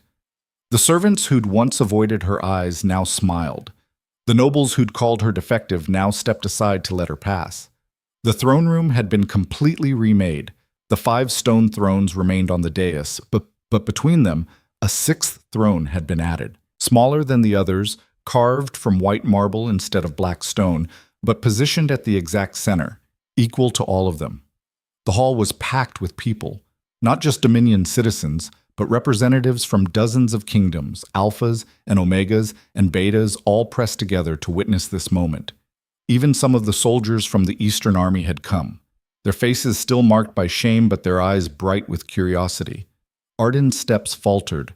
"I can't do this." "Yes, you can," Kalor said firmly, his hand finding hers. "You face down the devourer. You can face a crowd." "The devourer didn't judge me." "Neither will they. Not after what you've done." He squeezed her hand. "Trust me. Trust us. Trust yourself." She took a deep breath and stepped onto the dais. The crowd fell silent, thousands of eyes tracking her movement. The kings took their thrones, and Arden stood before hers, feeling absurdly small despite everything she'd accomplished. Celestia stepped forward, holding a crown. Not the elaborate golden thing Arden had expected. This was simpler. Silver, woven with the same runes that marked the seal, set with 5 stones that matched the king's eye colors.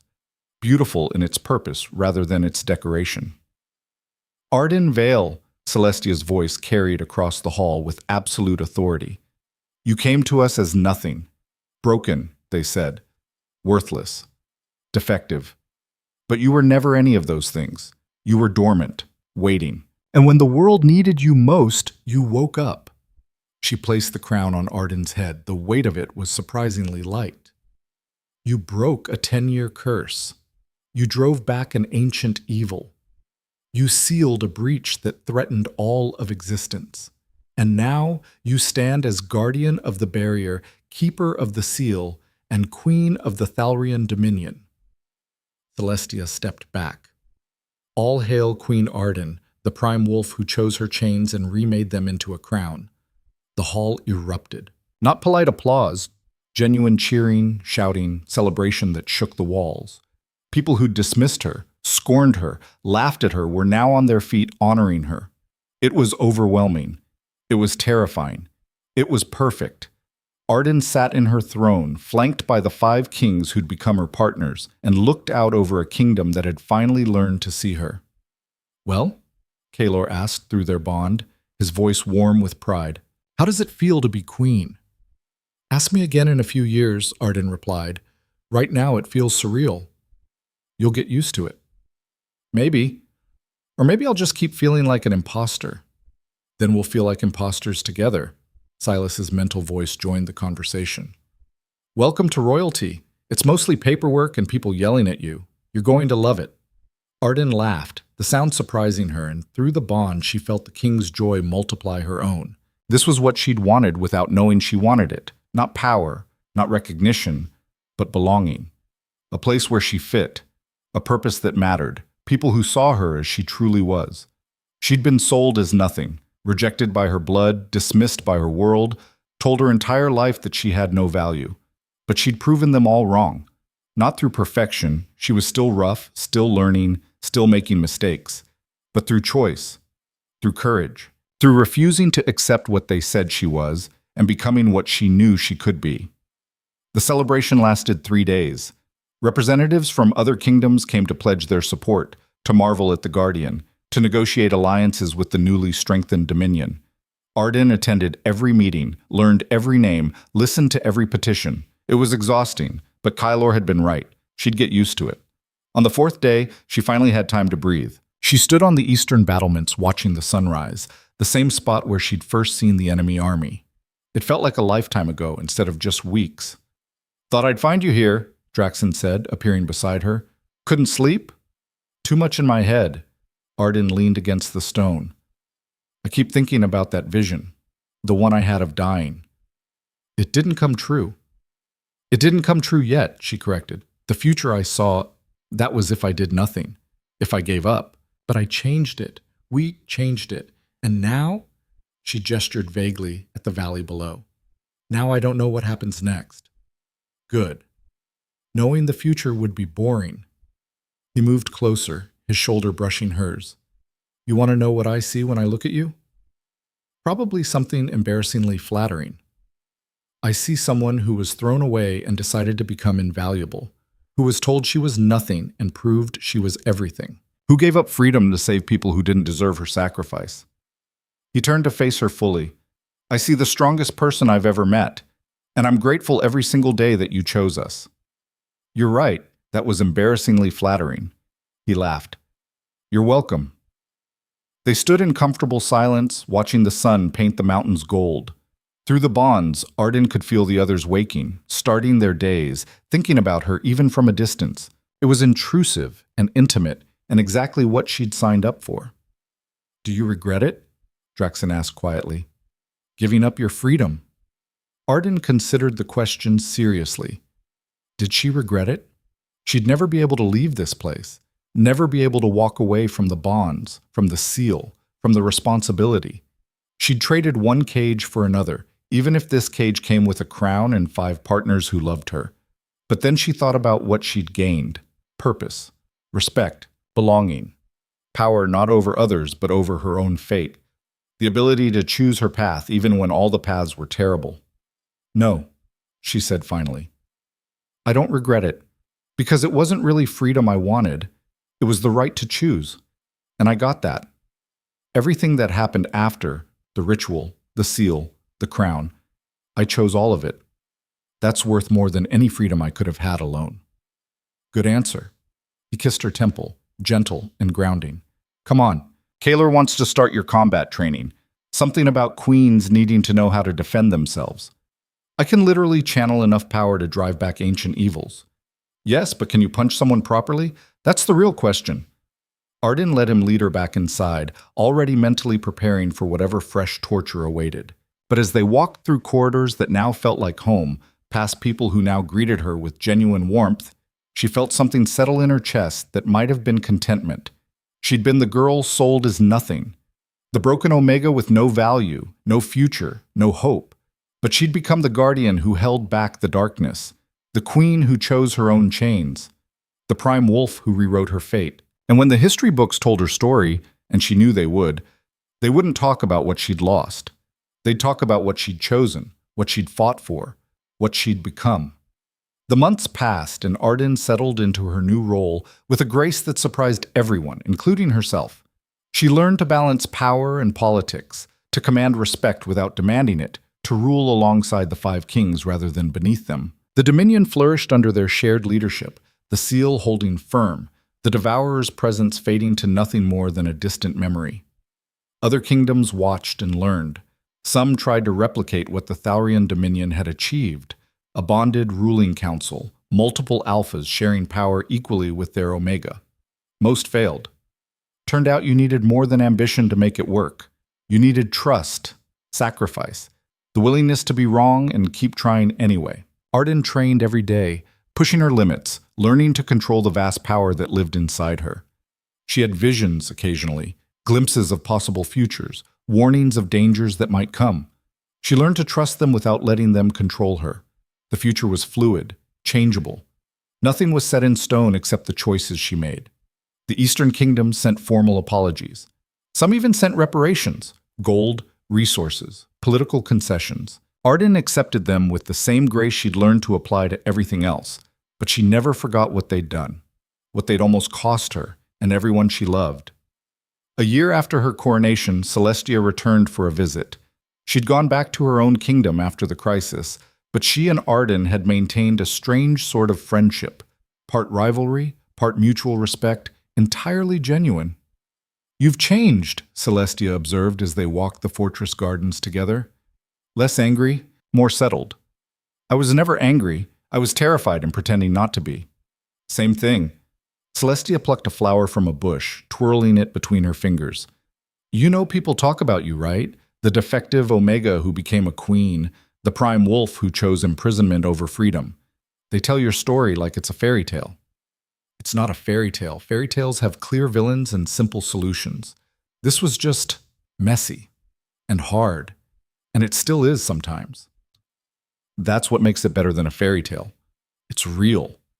Celestia looked at her seriously. "You've changed the world, Arden. Not just by sealing the Devourer. You've changed how people think about Omegas, about power, about worth. There are girls in my kingdom, broken girls, discarded girls, girls who thought they had no value, who look at you and see hope. That's terrifying. That's responsibility. Welcome to being a symbol." She smiled. "But you're handling it well, better than I would." "You'd handle it fine, you just wouldn't enjoy it as much." "True." Celestia tossed the flower aside. "I'm leaving tomorrow. Back to my own problems. But I wanted to say thank you for showing me that strength isn't always about perfection. Sometimes it's about choosing to stand up even when you're falling apart." Arden pulled her into a hug, surprising them both. "Thank you for staying when you could have left, for helping us figure this out, for being honest even when it was uncomfortable. That's just how I am. Uncomfortable honesty is my specialty." But Celestia hugged her back, tight and genuine. "Take care of yourself, Guardian. The world needs you." "The world needed you too. Don't sell yourself short." "I never do. That's part of my charm." They laughed together, two Omegas who'd both found their own kinds of power. And when Celestia left the next morning, Arden watched her go with gratitude and fondness in equal measure. 2 years after the sealing, the Dominion held a festival celebrating the anniversary. People came from across the realm to participate: merchants, nobles, soldiers, families. The fortress that had once been a symbol of fear became a symbol of hope. The mountains that had isolated them became a pilgrimage destination. Arden stood on the battlements, watching the festivities below, 5 rings glinting on her fingers, crown secure on her head. Behind her, she felt the kings approaching through the bonds before they arrived physically. "Tired of parties already?" Kaelor asked, joining her at the wall. "Just needed air, it's a lot of people." "You're handling it well, like you handle everything." He wrapped an arm around her shoulders, and she leaned into the warmth of him. "Have I told you lately that I'm proud of you?" "Not in the last few hours, slacking off." He laughed, the sound rich and warm. "I'm proud of you, of what you've become, of what you've helped us become." The others joined them, forming a protective circle, their default formation these days. Draxen on her left, Silas and Fenric flanking the sides, Lior completing the circle. 6 instead of 5, stronger together than they'd ever been apart. "Remember when we first met?" Silas said, grinning. "You were half dead, terrified, and absolutely certain we were going to kill you. To be fair, you looked like you were going to kill me." "We did not," Fenric protested. "You absolutely did," Arden countered. "All of you. Very intimidating. We're going to eat you alive." "And instead we fell in love with you," Lior said quietly. "Strange how things work out." The word hung in the air. Love. They'd never said it outright before, had danced around it through actions and bonds and unspoken understanding. But hearing it said plainly, simply, without hesitation, made something in Arden's chest crack open. "I love you too," she said, looking at each of them in turn. "All of you. Even when you're stubborn and overprotective and absolutely terrible at communication." "We're working on that," Draxen said with a smile. "I know, and I appreciate it." She took a deep breath, tasting mountain air that would forever be her home. "I used to think love was something that trapped you, that it was just another form of ownership, another way to lose yourself. But this?" She gestured at all of them, at the bonds humming between them, at the life they'd built together. "This is freedom, real freedom, because I chose it, and I keep choosing it every single day." "Every single day," Kaelor agreed, pressing a kiss to her hair. "For as long as we all live." They stood together as the sun set, painting the mountains in shades of gold and red and purple. Below, the festival continued, people celebrating life and hope and the guardian who'd saved them all. And above, on the battlements, 6 souls bound together watched over them. 5 kings and 1 queen who'd rewritten her story so completely that the girl who'd been sold as nothing had become the woman who held back the darkness. Arden Vale had been rejected, abandoned, told her entire life that she had no worth. But she'd chosen to prove them wrong. Not through perfection, but through persistence. Not through accepting what they said she was, but through becoming what she knew she could be. She'd been broken. And in breaking, she'd become unbreakable.